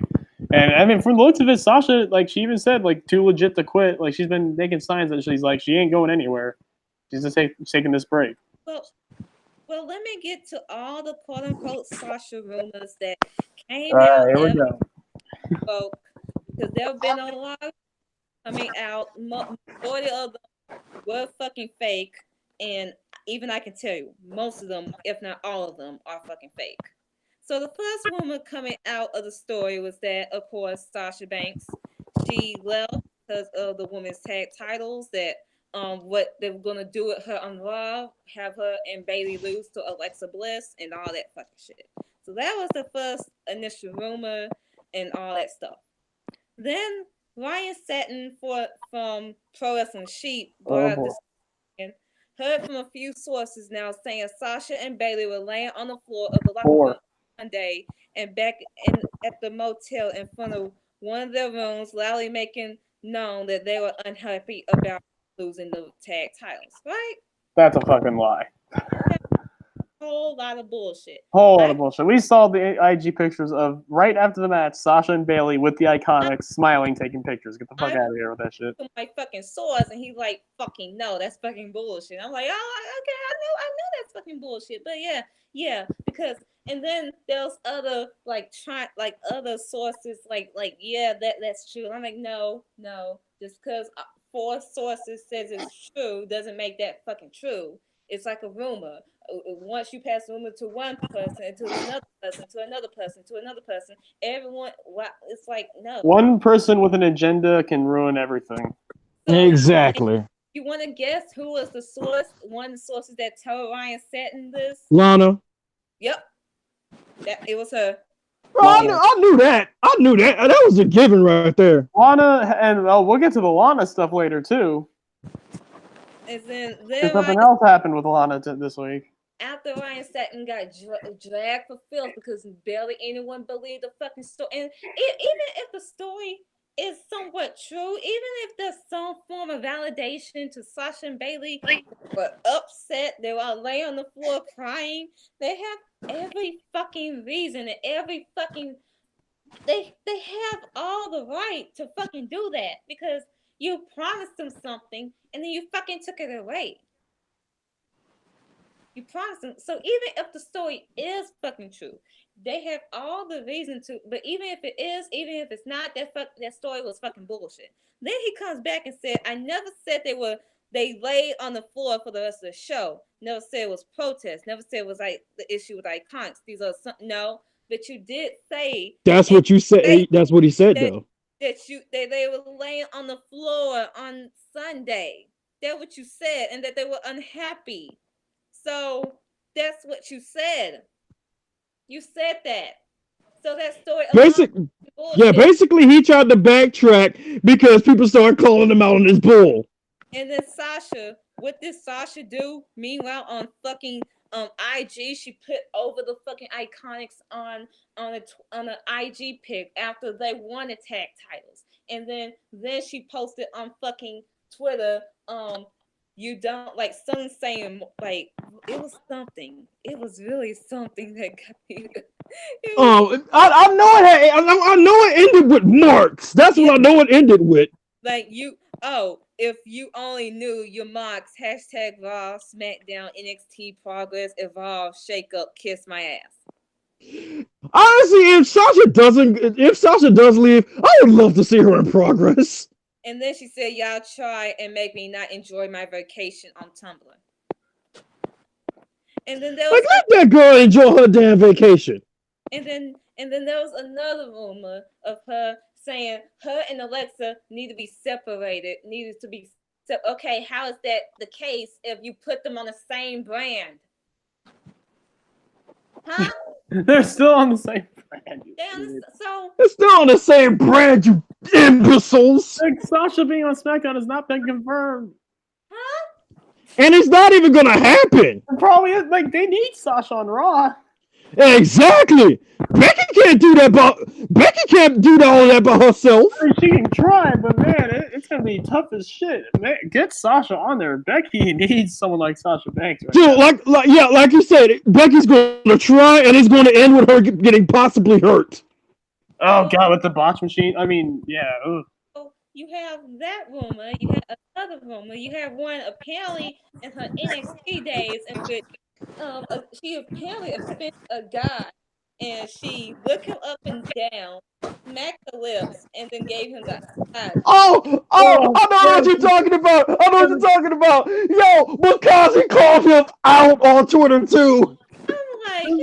Like he is so salty from like what 5 years ago that Sasha looked at him funny, and now he wants to ruin her life. Like he's so hurt about that. And Makazi was like, "What you not gonna do is try to ruin my wife's career over something silly." Okay, and then even if that is true, even if that is more likely she was in character, and number two, you gonna let a 90-pound girl basically disrespect you, and you're not even gonna defend yourself. Man the fuck up. If you don't get your balls out your mama's purse, son. Who was this? Buff Bagwell? Like I gotta call my mom. Sasha Banks looked at me. I also feel bad for this white man because it's easy for us to say that a black woman and Sasha bullied him. That's easy to say. Is he a poor little victim? He got looked at the wrong way, probably because he was being a dipshit. Boo hoo. Boo freaking who grow up, and that's a quote from. Asia, about Ryan's side, you forgot the best part. Makazi was ready to give this man the hands. He was ready to fuck up Ryan Satin. Yo, I said B was ride or die. Makazi damn sure ride or die. Props to you, Makazi, man. Makazi's like, yo, you disrespect my wife, man. You finna have a conversation out here in these streets. Makazi's a real one, man. Run this fade. And then, so then we get to the hypocrisy from wrestling fans because we hear that Luke Harper, so I find it real funny how Luke Harper, he actually stated on Twitter that he asked for his release. He asked for his release from WWE. And everyone's like, you deserve better. Go to AEW. You better move them on. Sasha has not actually asked, like, she has not publicly stated she asked for her fucking release. Meanwhile, everyone wants to jump down her fucking throat and say that you need to shut up, you're ungrateful. They're attacking Sasha over what basically still is a rumor. It still is because she's a black woman. She has not actually confirmed. Do we even need to talk about the Naomi thing? I'm supposed to feel bad for a Tenille, for a CM Punk, for a Luke Harper, a Ty Dillinger, a Hideo, but yet y'all want to attack Sasha. No, again, Asia, you ain't gotta feel bad for Kenta. Kenta will be alright. Yeah, Kenta will be alright. Again, Asia, talk about the Naomi thing because this really shows the hypocrisy with these fans. Because Naomi, a couple of weeks ago, the Oscar situation, she was speaking out on the entire, not just for herself, she, only her, the only SmackDown talent, notice how I'm saying just her, she was speaking out for the entire SmackDown Women's Division. She was the only one to say something too. Yeah, exactly. She was the only one. So she was the only one to be speaking out for how the SmackDown women, they got their match cut, how Asuka, how they took the belt from the SmackDown Women's belt and put it towards the main event. Like, they had nothing to fight for. She had all right to do this because they screwed them over. She had all right to fucking say this shit. Yep. Not only did they screw over Asuka, but they screwed over the entire women's division just to put Charlotte in with Ronda and Becky. Speaking for herself. She was speaking for everyone. She was not speaking about her career. She was speaking about the entire SmackDown woman. And all the racism jumped out. But yeah, I noticed how if it's anyone that's white that is a male, they speaking about just about themselves. They speaking about how they deserve better and all that shit. But yet Naomi was speaking about the whole SmackDown Women's division, and y'all want to shit on her. But I'm supposed to feel bad for a Ty Dillinger or a Luke Harper when some let's be real, some of these men that y'all say deserve better are somewhat complacent and they don't fight for their son opportunities or don't try to get over on fucking social media. Like I only give a pass to Harper because most of his time he was injured. And they just dropped everything. Like I still say to this day, Harper should have been in that WWE title match with Orton on break. He should have been in it. Right, dude, like that would have changed his fucking career right there. Right, but I'm just saying the hypocrisy is just say you're a racist, you're a sexist, and all that fucking bullshit. You cannot feel bad for CM Punk and praise his fucking podcast for years ago and then come for Sasha Banks. You cannot do that, bitch. Hey, Asia, it was the same thing I said on this podcast last week. Y'all gotta keep that same energy. But they don't because they don't want a black woman to have fucking worth. Exactly. Meanwhile, I'm supposed to feel bad. These are the same people that hate Bianca Belair. These are the Sam Roberts kind of people that hate seeing a black woman knowing what they're worth. We gonna get to that boy. We gonna get to that boy. Mr. Varys, you brought it up before. You said WWE is a job. You have every right to, if you weren't. Yeah. If anyone who's working a job, like. Thank you, Brandon. I actually forgot I tweeted that.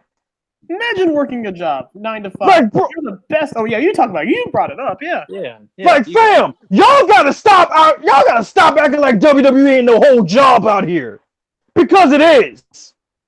People like always about, oh, they're living the dream. No, nigga, it is still a job. Sasha Banks, this may be their dream job, but it is still a job nonetheless. Sasha Banks is that woman who will literally she'll work like 2 or 3 positions in that job. She will overwork her ass off. She'll work overtime, and yet the company still doesn't. If anyone else did that, and the company didn't fucking like give her a raise or whatever, she would be fucking like, fuck you. There's this article, if I can find it real quick, that apparently Sasha Banks put over more talent on the main roster out of anyone in that women's division. She put over, I think, 18 fucking women. And for someone who people say she's selfish and only cares about herself, she sure as hell puts a lot of people over. I know. Asia, I told you, Sasha is basically the female Bray Wyatt. Another thing too, the independent contractor thing, it's just a label. They're employees, but they don't get any. Yeah, they just use the independent contractor because Vince doesn't want to give them health insurance. Right. But yeah. Like, Sasha Banks, like, y'all gonna really, like, that's more of the reason I want her to leave. It's not just because booking. It's more of how all these fans have somehow showed out. They show their true colors when it comes to criticizing her, tearing her down, all this fucking shit. But if she ever was to come back, and if she ever was to turn heel, then they would be all under her fucking ass, and they would be praising the fuck out of her. That is so true. That is so much facts. I can't even say it. Statement, detective. Because over her saying, "Yay, Sasha Banks, you're the best thing. Yay!" Or if she went to AEW, they'd be under her ass too, because it's the anti-WWE rhetoric that they go with. Oh, of course.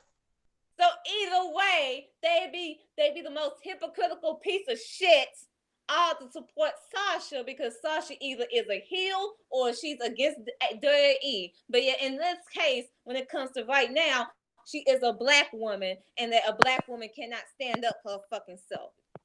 Meanwhile, if this was an Alexa Bliss, if this was a fucking Iconics, if this was a fucking Charlotte Flair, they would feel bad for the white woman. You know damn well Charlotte Flair ain't leaving WWE. I'm just saying, though, the hypocrisy. Shit. Oh, I know what you're saying. I know what you're saying. No. Here's an analogy. Sasha Banks right now is CM Punk, and Becky Lynch is Daniel Bryan. Yep. Do you get the analogy here? Yep. Pretty much, yeah. They finally ran with the Becky Lynch, Daniel Bryan, and never fully capitalized with the Sasha Banks, CM Punk. Pretty much. Like, and I mean, here's the thing. Like, with CM Punk, like, yeah, he deserved everything. Like, he deserved that WrestleMania main event. He deserved all that shit. But at the end of the day, like, I don't know. CM Punk kind of dug himself a hole with some of the things he did. Yeah, right. But like, I listened to the podcast all over again, and yeah, still. Oh, he deserved that WrestleMania main event. WrestleMania 29 in particular should have been his time. Like, but they just had to get Roxina too. That everyone fucking slept through. That was the original Roman Brock. Yep. Oh, that was bad. But yeah, like, she's kind of in that position where it's just like, and Sasha might be in that 2011 position, and watch, if they screw her over again, she's just gonna go and fucking leave. I wouldn't blame her. Like, she has all the cards. She could just sit her contract out. Sit out. Like you got AEW around the corner, you got Impact, you got Stardom. If she has to sit out her contract, she can just start a business. She can go back to school. She could start a wrestling school. She could just support her husband. She does. It's not like the only thing Vince could do is freeze her contract, and even then, he can't do it forever. She also because that's what he tried to do with Pac. Sasha Banks has been on so many like like other platforms that are not even WWE. Like she's been on like she can do stuff like outside of WWE. She can do fucking movies. Like this outside media loves Sasha Banks. People forget how over Sasha Banks is even outside of wrestling. You can't replace Sasha Banks, and that's just the end of the story. Even Naomi said it this week. Sasha can go into movies. Sasha Banks can do fucking talk shit. She can do fucking anything. Like except mixed martial arts, because we know how that went for Punk, but that's it. No. Dude, Punk had a little karate was in a karate tournament today and placed last. Damn.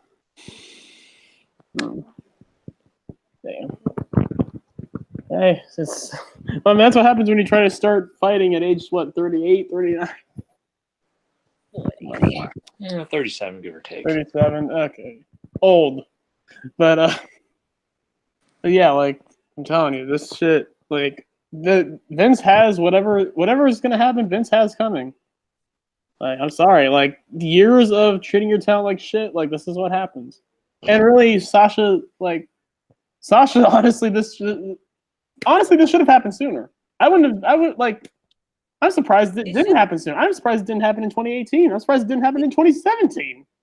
Yeah, it should have happened sooner, but she kept having faith, and probably especially in the women's tag titles. I think that was the big thing. If she gets the women's tag titles, that was gonna be like, okay, now we're rolling. Like she was waiting for those so much, and then they immediately take them off, and she's like, okay, fuck this.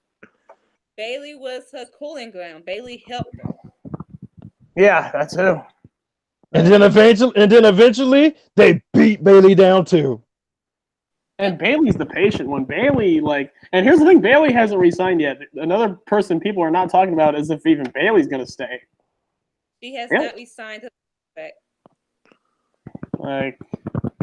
And I know Abel's the biggest Bayley fan in here, so I'm sure he's gonna be heartbroken. But yeah, I'm sure if anyone's believing it's gonna be Sasha, but I wouldn't be don't be 100% sure that Bayley's staying because she might. You never know. They've beaten her down just as bad, if not worse, than Sasha. I think in terms of Bayley, she do want to go to school one day, go back to school. Yeah, she also dropped out, right? Not dropped out. It's I think I heard that she wants to do something in terms of go get her it was she wants to get a master's or something. Oh, that's awesome. Yeah, that's fucking great. But yeah, because I know Sasha dropped out because take care of her brother. So yeah, she could go back to school. She could do a lot of things. She could become a seamstress herself. Because so many things. She does. I mean, I know Sasha Banks loves pro wrestling more than anything, but I'm sure she could move on if she had to. It's like I said, you can have all the love for the business in the world, but eventually the business will beat you down. Look what happened to Punk. Punk hates professional wrestling now. So there you go. Mm-hmm. And yeah, Abel, they do need to push Bayley on SmackDown, and here's the thing: I do think if anyone's taking the belt off Becky on SmackDown, it's going to be Bayley. It's going to be Bayley, or she might win off Charlotte. Yeah, we'll look up to see. I feel like in terms of who's taking the belt off of Becky, I feel it's going to be Bayley, Charlotte, or Ember. And for the Raw title, Sasha. Yes. SummerSlam. Let's go. So, yeah. Actually, here's one more question, then we'll move on. One more question, and I want to move on to the Sam Roberts thing. Do you think Sasha is going to win via cash-in, or is she going to cash it in clean at SummerSlam? She's going to win via cash-in. Because I think that's how they're going to turn her heel. Like a dirty cash-in, she's going to win after that? Dirty cash-in. I think that's how they'll turn her heel. And eventually, if this does lead to maybe a Mania match with Becky and Sasha, I'm in. I think the feud will end by Evolution time. Yeah. I think the Mania match really would be her and no, I don't think it would be her and Bayley. I don't know who it would be. The four of them. We still haven't gotten that four-way yet. Well, Becky just faced Alexa Bliss for both the Raw and SmackDown Women's title, and she just retained. Good. If that's the case, I'm done with the entire division. Oh, I thought you said Becky Lynch beat Alexa for. Oh, you're saying she just beat Alexa. Yeah, I know. Oh, I thought you said Alexa beats Becky. I was about to say. No, it was a live show, I guess. Becky versus Alexa for both titles, and Becky won. So yeah, that's what you get, Alexa. Are you gonna go? Are you gonna go quit wrestling now too? I can't talk today. It was a good one, but then I couldn't speak. But yeah, I just love how after they have the huge Twitter beef, and now Becky beats the shit out of Alexa. That's great. What you get for coming for the man. And like to that point, bro. All these people upset that she mentioned Alexa's injury. Y'all would have hated Owen Hart. Oh, Yep. Y'all would have hated Owen Hart's guts. Mm-hmm. Isn't that she never mocked Alexa's injury. She never brought up all she said. Yeah, all she did was that said she was going to hit Ember so hard, Alexa was going to get injured again. That's all she said. And where was all this for Rhea Ripley when she was doing this shit by her gimmick? When she openly mocked Tegan. I know, and we all knew that it was just as her gimmick, but apparently people don't know that about Becky. Apparently it's different when it comes to Becky. Okay. And again, these people would have hated Owen Hart because, man, a week after he broke Austin's neck, he came out with the shirt that said Owen 316 says, I just broke your neck. Where's the energy for Drew McIntyre for insulting Roman Reigns with his exactly? And that can be a segue into our next thing. Like I said, keep that same energy. That's my segue. Let's talk about Drew McIntyre. Jarvarus, you gotta get your man Zeus. Interview involving Drew. I'm sorry. What's up, Brandon? And then we'll get to that. Yeah, I'm just saying, Jarvarus, you gotta get your man. Yeah, I gotta get your man. So, I the actual interview that Drew did. He said, I never really had perspective or lost perspective or actually lived my dream. I had my dream job. I thought I was giving 100%, but I really wasn't giving 100%, especially outside the ring. It wasn't until my life dream was taken away from me that I realized, wow, you really weren't giving everything you could. I was immature. I came straight from university. I came straight from my parents' home where they told me what to do, and the university told me what to do, and WWE told me what to do. When I was released for the first time, I was in control of my move, and I was like, all right, it's time to put up or shut up. I could look around now and see people who have lost perspective. They perhaps tweeting about how upset they are and the lack of opportunities that are bettering themselves or working harder outside the ring. They're clearly not going to the gym. They don't have to fight anymore, and I understand because I was there and I can spot it because I was the guy, and it's my job and my character's job to get rid of those who don't necessarily have to fight and remind me of my younger self. Oh my God, Drew! No. Oh, Zeus. Drew, there are so many things wrong with what you said because you act like wrestlers cannot work hard, have good matches, and also use social media to get themselves over. Biggest case in point that got herself all the way to the fucking main event this year is Becky Lynch. She used Twitter to get herself over. Even before her big push, she used the quinoa thing, got that over somehow. All the other shit she was doing with Charlotte, the tea time, which was originally Charlotte's thing, but Becky got it over. Becky got over by herself on social media. You can do both. Not only that. No, Drew, this is coming from, I'm sorry, but you are what everything Vince would want. You're privileged. You have the look. You have the wet hair. You have the body. You have everything he wants. So this coming from you, it's like, no. So, and especially if you're saying this and you're more likely going to get a Universal title opportunity in the near future. I'm still thinking he's going to get the Universal title. Not to mention, you can bet yourself as much as you want, but the company still decides where you're placed, and so it doesn't matter. Or it matters only. When you're saying this, Drew, meanwhile, you yourself have not used social media to get yourself over in any form or fashion, and then we're wondering why you're in the position right now and probably being fourth or fifth peg towards the title scene. And then not only that, but again, using social media is the biggest tool in pro wrestling. Becky Lynch has proven that. Fucking a lot of people have, but Becky. Dude, Zack Ryder was the first one to do it. Ciampa. Yes. You want to go outside? You want like as much as we dismiss him, Zack Ryder was the first guy to start this trend. Because Zack Ryder was doing absolutely nothing until Z Long Island stories started happening. Tony, man, you have more tools at your disposal than ever before. You can use that to your advantage. Use whatever you can. And it's like, okay, Drew, we're gonna come back to this in 6 months, and if you're not getting what you think you deserve and all that stuff, and how you're less on the card now, I'll be like, yeah, maybe you should have used social media to get yourself over, seeing how you're not quite over with the crowd right now. If Becky Lynch wasn't still using social media, she might not even be as over as she is now. But her social media game is one of the reasons why we all love her, because she is savage as hell.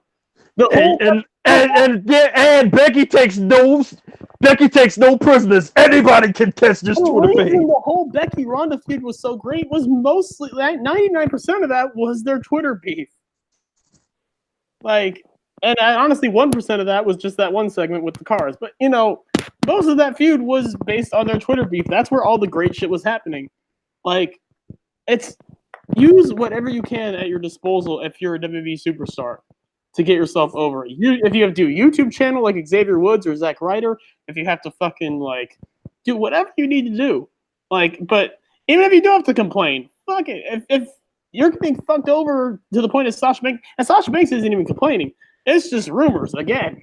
I mean, pretty much true. It's pretty much confirmed. But again, that's what I don't get. Y'all mad at Sasha off rumors, but y'all be happy by everybody else when they pretty much just say, I'm not happy here. Yeah, Sasha Banks, she busts her ass off and all that shit. So even saying that she does not work hard, and not only that, Sasha Banks at one point did use social media. She had everyone fucking talking during the whole Ronda Rousey feud. And blasted Ronda Rousey all over fucking Twitter and fucking Instagram. So you can't even say she wasn't using social media. Even though Ronda was piss poor at it, even she used social media. Yes. Is Drew McIntyre just an old head who doesn't like social media and is just like, no, I don't use that. That's cheating. You need to do it the old-fashioned way. Probably. Oh, man. Kind of privilege, and it's kind of like, of course, you're saying this, meanwhile, you're everything that Vince fucking wants. See, Drew, here's the thing: you could not use social media to get over just fine because you're getting TV time. Imagine for people like Dana Brooke. Imagine if you're Dana Brooke and you get maybe 2 minutes on TV every week. You really expect to get over in 2 minutes, when you could be using social media, where you have all the time in the world. And on top of that, when she is on TV, she gets shit on by pieces of garbage like Sam Roberts. But we're going to get to that. We're going to get to that. But again, if you're not on TV, just like Zack Ryder wasn't on TV, what are you going to do? Are you just going to sit there? Would Drew McIntyre basically be like, oh, you should just sit there and just wait it out? What? Get the fuck out of here. Basically they just want them to sit there and be happy that they're there. That was the same thing that was happening to Pac, but then Pac left. And look what Pac's doing now. He's fucking killing it. To get over is not to, yes, bustling, yes, but you have to use, ain't this quote unquote sports entertainment, and you have to some way have fans talking about you, so you do have to use social media to get over. And Drew, I'm sorry, but if you do not have the success that you want on fucking Raw, and then everyone's gonna be like, they squandered him, yeah, they sort of did, but it's on him too. I would only give it the excuse as to that they probably still look at it. They probably still never looked at him the same after he got beat up by his drunk of an ex-wife. Well, now he's back, and they were booking him. They were protecting him for most of 2018. Yeah, I'll give you that. They protected him heavy, and no one's kicked out of. Wait, did Roman kick out of Claymore at Mania? Yes. Okay, well then, up until Roman at Mania, no one had kicked out of Claymore. Which it's Roman at Mania, so. So, Drew, get your shit together, dude. Please, get together. Get together. Try to have some good matches. and maybe I won't have to drag you again. Because if you say some more dumb shit, I'm gonna have to drag Like you it's again. like Drew can have some good matches. It's just I can't even explain it, but like something's off. And yes, as far as yes, you should work hard, and yes, you shouldn't, and yes, you should be grateful for the things you have. But there's only so much you as a person can do, and not to mention it does help to promote yourself. You know, if you're, I think Seth Rollins said it best on his 24 documentary. He said, "If you're not moving forward, you're just wasting time, and I'm not someone to waste time." Exactly. So yeah, Drew, use social media, because if you don't, you're probably gonna be in the same position you was when you first left the company. I mean, if you want to go outside the WWE, I'll give you an example of someone who uses social media really well: Maxwell Jacob Friedman. Yep. So, Samrock, I'm gonna paraphrase what this trouser-stained piece of shit, worthless, cocksucking fuckwit had to say. I'm gonna just paraphrase. So Renee Young says something about Tamina is like it seems like Tamina's always in a salty mood and she's always mad. It's like, and Sam Roberts really said, "Well, I wouldn't really be in a great mood if I had to face Dana Brooke of all people." And then he basically called her talentless, and Renee's even trying to like get him under control. Like, hey, calm down, man. Like Dana Brooke's been working hard. Renee is fighting for Dana Brooke here, and he just continues to shit on her. Like, I don't even. What else did he say? Do anyone remember what he said? Because like, I didn't pay attention to what he said, but by the gist of it, he's burying Dana Brooke. Yeah, that's what I got from it. It's one thing to be Corey Graves. With Corey Graves, we all have our problems with him, but at least he's being a heel commentator, getting behind the heel, and not he. But the Corey Graves, he's never like basically takes away the face's talent and say that that face is a shitty worker, that they don't belong to be in the ring and all that fucking shit. All he says as much as Graves shits on Sasha Banks, he's never discredited her ring ability. He just questions her motives. He questions her being with Bayley. He questions why. Yeah, he questions her loyalty to Bayley. So it's that. But it's another thing to say Dana Brooke has no chance.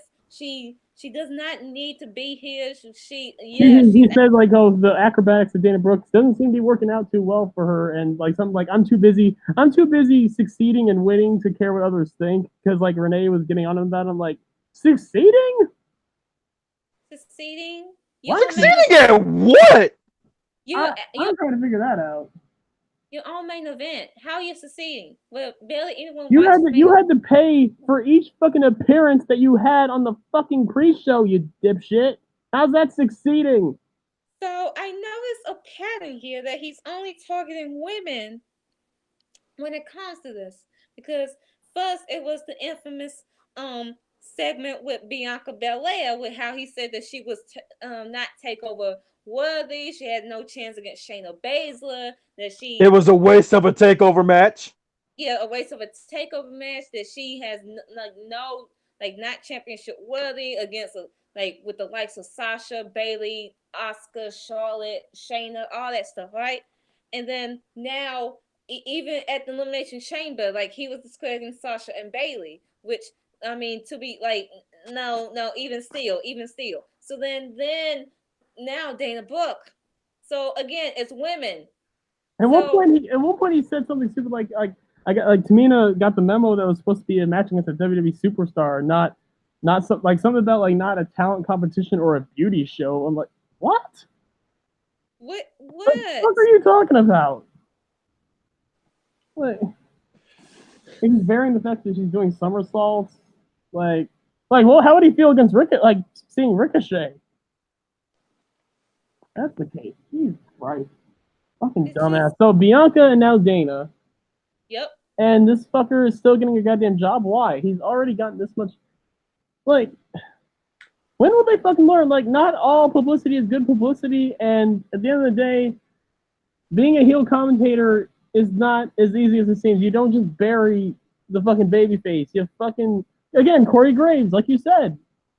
He's never called Sasha Banks like talentless. He's buried her for her attitude, for her like crying and stuff like that, but he still puts over that she's a great competitor because that's what you're supposed to do, because you're supposed to have the people watching believe that any of these people could win the match. Right? Yes. If Corey Graves went out and said, well, this match between Sasha and Dana Brooke, I mean, she's basically facing a jobber here, like she's basically nothing. Why am I supposed to care then? Why am I supposed to be still watching if Dana Brooke is nothing? You're telling me that I shouldn't even bother watching this. Pretty much. Good job, Sam. Fuck off.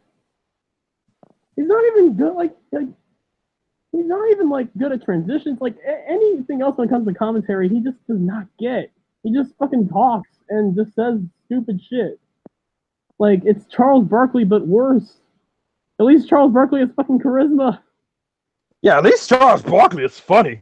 Like, at least he's funny. I mean, he doesn't do really much of research, and he usually just talks about big old women from San Antonio. But at least he's funny. I personally love that, honestly. I mean, I love it. And then I love his apology. He's like, I apologize to the women of San Antonio. I had churros last night. I see what all the excitement is about. I'm just like, God damn it, Charles. And then he trashes Auburn. He trashes Auburn fans on daily. Dude, remember when he trashed the Phoenix Suns? Oh, okay, we're getting off track here. But yeah, fuck Sam Roberts. He's never been like. Do people like? Are there fans of him out there? Are there actual fans of him? Somewhere. There probably are. Is there a Sam Roberts fan club? Deep. There was someone. Deep in the darkest pits of their mom's basements. What were you about to say, Asia? Yeah. Well, the Lex Man was defending him on Twitter today. God damn it, the Lex Man. Mm-hmm. Yo, I'm really starting to put off on the home of the Lex Man right now, man. I don't care if it's Dana Brooke. I don't care if it's Nia Jax. I don't care who it is. You don't bury talent like that. Like this gave me like Michael Cole. Remember Michael Cole during season 3 of NXT? Yes, it was the Dude, remember when Michael Cole was a heel every time Daniel Bryan came out? No, not that. I'm talking about season 3 with the women. Remember, like women, yes. He would just bury them. He would say, "This is why we're on. This is why we're on .com." He basically would say, "This show sucks." Okay. Hang on. I see the Lex Man. I see the Lex Man street right here. Just saw the clip of Sam Roberts completely burying Dana Brooke on main event. Look, WWE told him to be honest, right? Okay, then he was honest. He's not booking Dana Brooke. They are. They're booking her like crap. Then why should he be tasked to try and make crap look like gold? I think you missed the point, man. You missed the point. Whether she's booked like crap or not, you don't just completely bury her and say that she's talentless. Yeah. Honestly, that gave me vibes when the Ascension got called up and JBL just straight up buried them on commentary. You're supposed to add to the show, not take away from it. This isn't me saying Dana Brooke is a horrible talent either, but she's pretty deep. I don't understand why he's just adding them in the tweet. Like, what are you? You want that? That's what I don't get either. Like when you voice your opinions about a wrestler you don't like, then Netflix come in you want to tweet and they got that wrestler. It's like, what did you add the wrestler for? What did you think? What did you think your favorite was going to get on my case too? Right. Again, the point of being a commentator is to add to the show, to add like story to it, not to fucking like basically what Sam Roberts did is what most fans like. When you're a commentator, you're not supposed to be like a fucking fan. She became a job in the afterthought. You know this. It's facts. That's her character or lack thereof. That's not no, because at the end of the day, a commentator is not supposed to bury. That's not your job as a commentator, you goon. I don't care if it's Lacey Evans. I don't care if it's Nia Jax. I don't care who it is. You don't fucking again. You're supposed to add to the match and maybe think that anyone can win this match. Like, the second that you bury Dana Brooke and you say Tamina's above her level, I don't care anymore. Finally, why the hell does Dana Brooke gives a rat's ass why she gives a fuck because he's commentating her matches. He doesn't do what she does and she can kick his ass. don't like what he said, do the following. No, because and the worst part is, if she does all of that, she's getting fired. And the worst part is, like, the reason why she came back, some idiots actually believe what Sam Roberts says. No. That's fucking dumb. So he used that Jabba logic, right? He used that she's a Jabba. So what was the case with Bianca Belair when she was undefeated, defeated some of the best women's wrestlers on the fucking planet? Deluxe man, what was the case then? You cannot say that she was a Jabba. Are you trying to say that you should just have Sam Roberts shoot? No. Can we not have shoot commentators? No, just state facts, but do not degrade the fucking talent. Do not degrade them. You could say that, oh, Dana Brooke, she hasn't been winning and all that stuff, and that she's not on Tamina's level, which Tamina, she has been losing too. So it's like what? So basically, they're telling Sam Roberts to do what basically we do during the TPA podcast, and that's shit on wrestlers. So we could basically do what Sam Roberts is doing right now, only better. Yeah. Yes, but at least if we ever were on WWE programming, we would be professional. Be professional. Exactly. That's all this comes down to. Work ethic, professionalism. Do not like tear down a fucking talent, especially if that talent somewhat loses. If that talent loses, yeah, because then if Dana, you can say all this stuff and then Dana wins, and then that'll be like a big shock. But if Dana then loses and you're proven right, then no one wants to see that. And that's a shitty story. It's like, this woman sucks, she's never going anywhere, and then she sucks and doesn't go anywhere. Where's the fun in that? All this does is get him over and get him talking. It does not that's get the rest. That's the whole point. Sam Roberts is just doing that for himself. He doesn't care. Like, come the fuck on. It does not get Dana Brooke or Bianca Belair over. It makes us feel sorry for them and defend them, but it does not get them over. He's not being a commentator. He's being a mark. He's being a dick. Yeah. He's basically being a mark for himself. Well, he's always been a mark for himself, but you know. Even though you were the fucking third wheel on fucking Opie and Anthony, you fucking prick. So, this is dumb. But will he say this about will he keep the same energy if this was Becky Lynch? Hell no, because Becky Lynch would roast the hell out of that man on Twitter.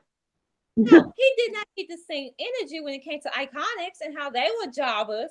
Would he have the same energy for Nia Jax? No. Because Nia Jax would fuck that motherfucker up. You know, Here's another question. Would he have his energy for any male on the roster? Answer, no, because they would have ran up and smacked him in the mouth. Exactly. Because Sam knows even if it was like some of the lower guys, like, they would beat the fuck out of him. And honestly, exactly. Let's be real. Bianca Belair would beat the shit out of him. Dude, any of the females on that roster could beat his ass.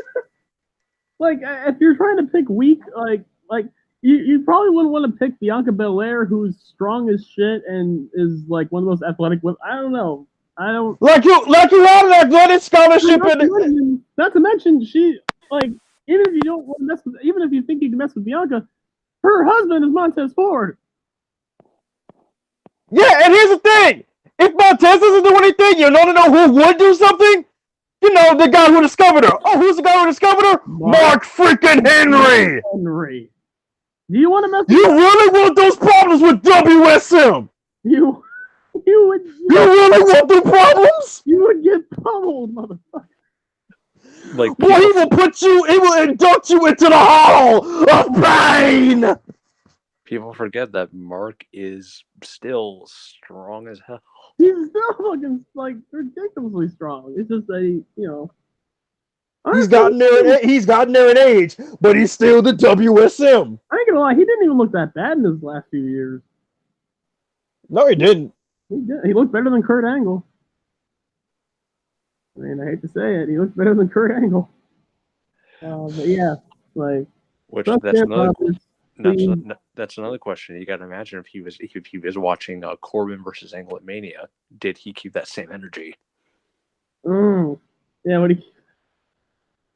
Sam Roberts doesn't keep the same energy. He's a fucking hypocrite, and I always thought Rosenberg was worse than Sam Roberts, but man, he's proven me wrong. And Rosenberg sucks, but man, not even Rosenberg can fucking. Yeah, not even Rosenberg would be this dumb. Where is Kevin Owens to bury Sam Roberts? He's a babyface, so we don't think he'd do it anyway. I don't think he would do it. Damn it. Who else buried? Oh wait, Sasha. Oh, Sasha Banks. Damn it. Oh man. I'm saying, man, we just need to get Becky Lynch to bury this man on Twitter real quick. Oh, Becky will end him. And Sasha Banks did come back, and if Sam Roberts ever came close, it'd be over. So yeah. Honestly, is there anything else you guys want to talk about, or actually, Asia, you want to talk real quick about the Dijak thing, and we can I can bring up what John told me on Twitter. Basically, just to explain this whole thing. In fact, actually, I'm gonna bring it up right now because I think we talked about it a little bit last week, but I just want to me and John talked about it, and we went over and over. But I think he put it the best here. Like let's see, where should I start here? Let's see. But conversely, okay, here we go. Now with Dijakovic, things get really dicey because he's working with a monopoly, where his livelihood is most secure, and either he decided to go with this gimmick himself, because Juice Robinson said on Talk is Jericho, students when he was there came up with their own characters. So like all of them, so if Dijak came up with his own character, that'd be fucking horrible. Or maybe NXT has gotten so big ever since then, the characters are drawn up for them. We don't know. However the case, they should just not do this fucking gimmick. Like he even said in his 5K5 that the gimmick should use some tweaking because Jesus Christ, white nationalists.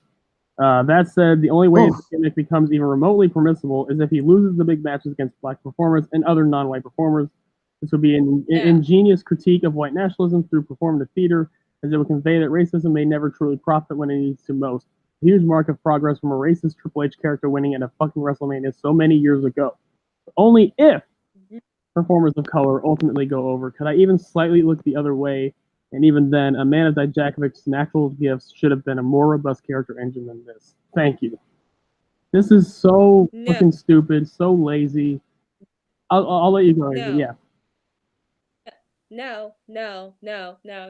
He should not continue this. No, he deleted his fucking Twitter. He deleted the fucking tweet, everything. No, he should not continue with this fucking gimmick. I will always stand by this. You should not profit off of racism, sexism, homophobia, and fucking wrestling. I do not need to see that shit in fucking wrestling. I watch wrestling to get away from racism, from sexism, homophobia. And it's not like you can't do storylines that involve race, because guess who did it just now? The WWE with Daniel Bryan and Kofi Kingston.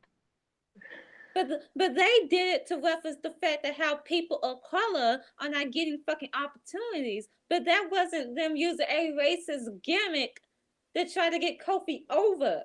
Not to mention, with the Kofi Daniel thing, it was more undertones, and it wasn't. It was already there. You didn't need to fucking say anything stupid or say anything that will alienate any audiences. The racial tensions with this match was already there, and Daniel Bryan didn't fucking he didn't need to say anything else. He just was the same Daniel Bryan he always was. The closest thing you could say was that he called him a B+ player. So that's that. So whether this was Dijakovic himself, or which I think it is, because this reeks to me of WWE telling him, no, don't do that shit. Take down your Twitter. Shut up. Something tells me Dijak was the one to come up with this. Shut up. Whether it's him or whether if it's NXT, if it was Triple H, that's another one of Triple H's dumb decisions, and that's another point to prove that NXT right now is fucking dumb in the head. It's another dumb decision. Not only that, you have him feuding with Keith Lee, a black talent. Now you have him feuding with Velveteen Dream, another black talent, and you have him use this racial gimmick on fucking television. And also a black flamboyant talent at that. And then he probably was going to take the belt off of Dream. Are you kidding me? That's fucking dumb. And because you also, if he does this gimmick with Velveteen Dream, you could also run the risk he probably would have done not just with the race thing, but also with the like maybe some homophobic shit there as well. Because like in Brandon, you even said you're surprised they haven't done that with Velveteen yet. I'm glad they haven't. I'm very glad they haven't. But... Because it would be so easy. But no. If this was NXT, y'all need to hold NXT fucking accountable. If they gave him this fucking gimmick, y'all need to hold them fucking accountable. Which I've said, if it is NXT, you can say no to it. You should say no to things like this. You should. Diamond, he's privileged. He's fucking white. He's fucking tall. He would more likely get another shot, maybe for the NXT title. If he said no to this, do you really think Triple H would say, "Oh, okay, well, I guess we're gonna fire you"? No.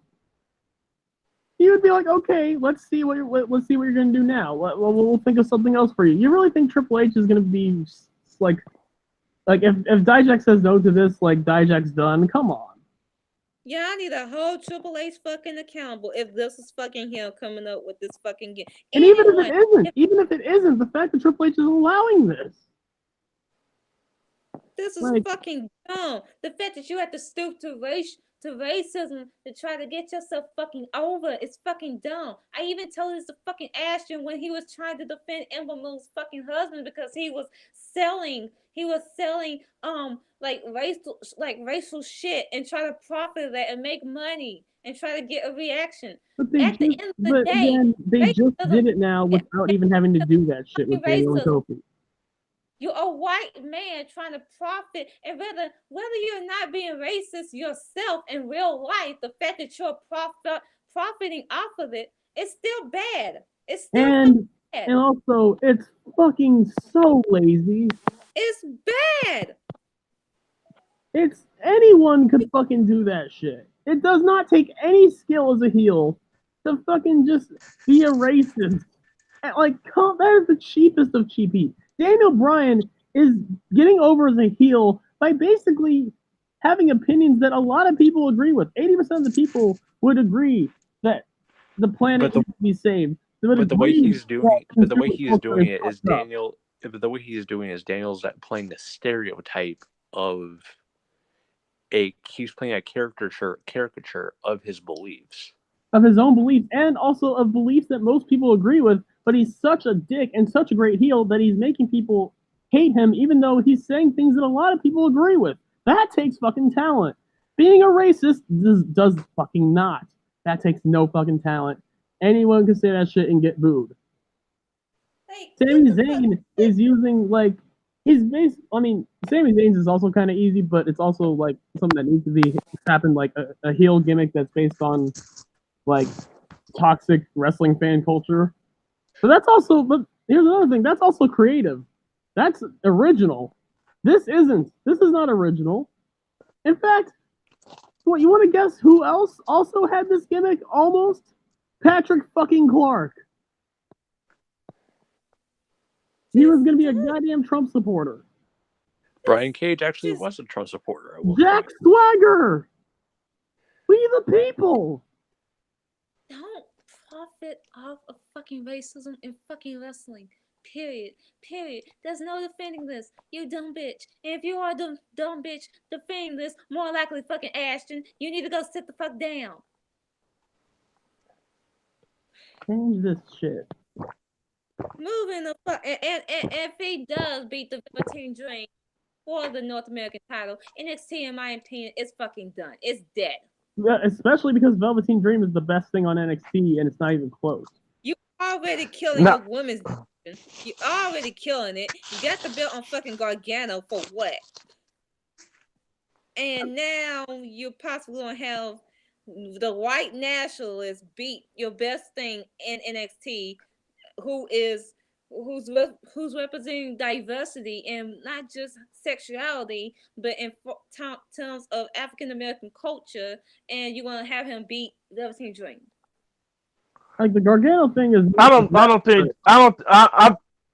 honestly don't think Dijak is beating Dream for the title. I think that's going to be Keith Lee because Keith Lee is I think now Keith Lee is finally healthy. Just came back. He wrestled a live show yesterday, right?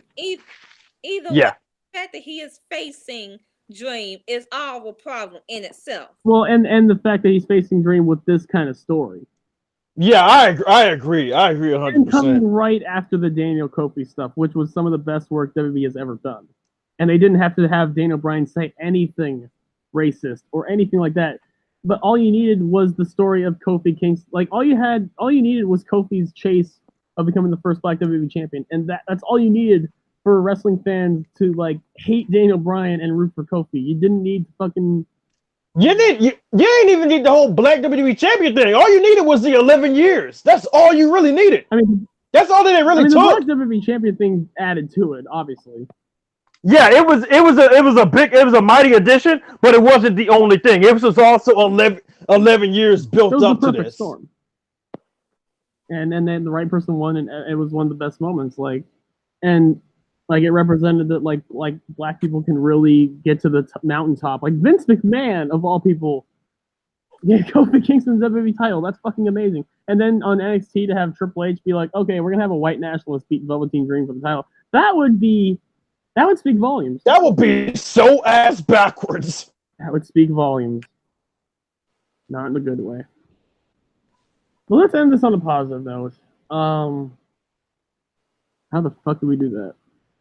Oh, let's talk about our recent signings. Oh. Swerve. My boy, the King of Swerve is officially in the It's over, ladies and gentlemen. Oh, I've been waiting for this. And for all you Kushida fans. Oh, yeah. We already knew Kushida signed. Fuck him, whatever. He doesn't matter. Yeah. I mean, honestly, I'm happy for Kushida because there was honestly nothing else for him to do in New Japan because there was no way in hell he was going to be a heavyweight. I'm not happy for him too, and I hope they book him better. And he is very talented, and I hope to get on. But whatever. Fuck him. Shane motherfucking Strickland. Finally. And Garza Jr. too. Garza Jr. as well. I didn't even know Garza Jr. was in talks with WWE. I didn't even know that either. That came out of nowhere. I actually don't know, and that's the one signing I don't really know a lot about. I mean, I've heard of his name. I'm not very familiar. I've seen it. I've seen his work when he was at TNA. He's from AAA. He's a AAA guy, so he used to be a AAA guy. So. Okay, that makes sense. But he is talented. He's very talented. Okay. He's amazing. But yeah. But the real star of this lineup is Shane Strickland. Evolve. He's gonna PWG, Lucha Underground. MLW. He's literally been the star and or the face of almost every promotion he's been in. MLW, face of the company. Fucking Lucha Underground had the best feud in their company's history. Even CZW. I was just about to bring that up. Yeah. Fucking W. He was the man. This guy has everything. His promos are, I think the only weak, like his promos aren't even that bad, but like if he had a weak spot, it would probably be that. But even because weak spot would be his promos, and even those have improved. And oh, dude, the fucking heel promo he cut on MLW, that was fucking great. Like what? Yes. Like I think he. Dude, the heel promos he cut when he was in Evolve. Like superstar, mega star, future fucking superstar. That's all I'm gonna say. Like this is the big signing for this year for me.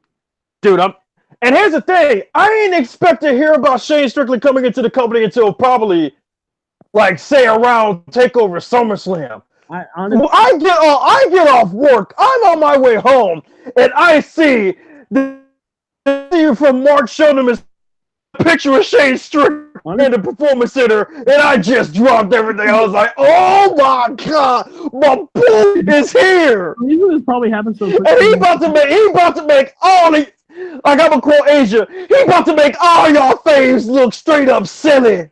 Oh, I can't wait for his theme song.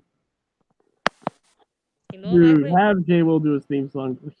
He more likely will be on the next TV tapings. And honestly, NXT needed him right now. And honestly, dude, if he starts off in NXT, have him take the title off Gargano immediately. Like usually I wouldn't have someone hot shotted that quickly, but I wouldn't even complain if it was Shane Strickland. And I know I know Asia wouldn't complain. She's sick and tired of China. Fuck Gargano. I'm fine with Gargano, but man, yeah, they should have given it to Cole. Like I love Gargano. I'm sorry. I was done with Gargano in the finish of that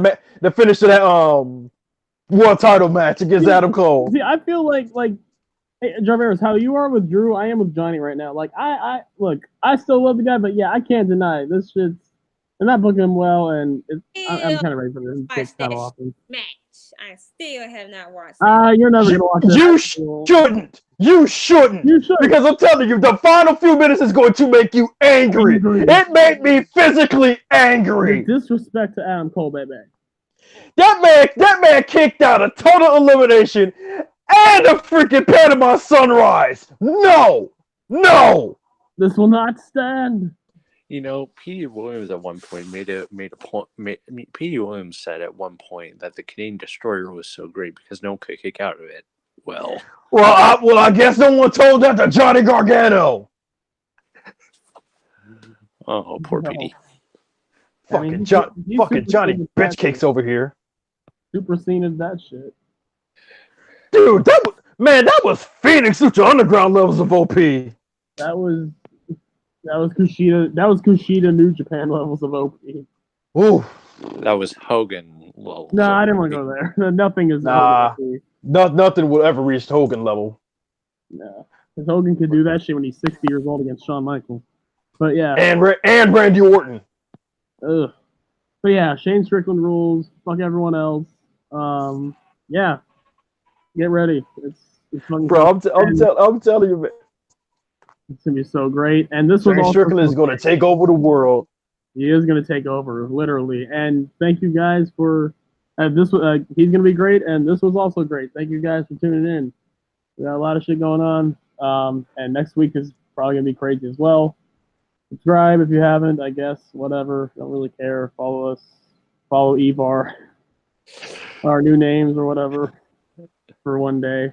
This will be the last time we're the TPE podcast. Don't worry. We'll go back to TPA. The last and only time, guys, we promise. The first, last, and only time. Yeah. I just now noticed that we were called TPE. Team Petty Experience, yes. I have no shame. You bitch, you took my damn name. What the you took my name off. Did you see what your name is? I'm an asshole, not experience. Jarvarus Experience. I'm not the dream. I'm not half as good as him. And I'm rich. You're 3/4 as good as him. I'll give you 3/4. Come on now. 2/3? This is the goddamn podcast. But yeah. Just in the fucking podcast. I will. You guys take care. Team TPE.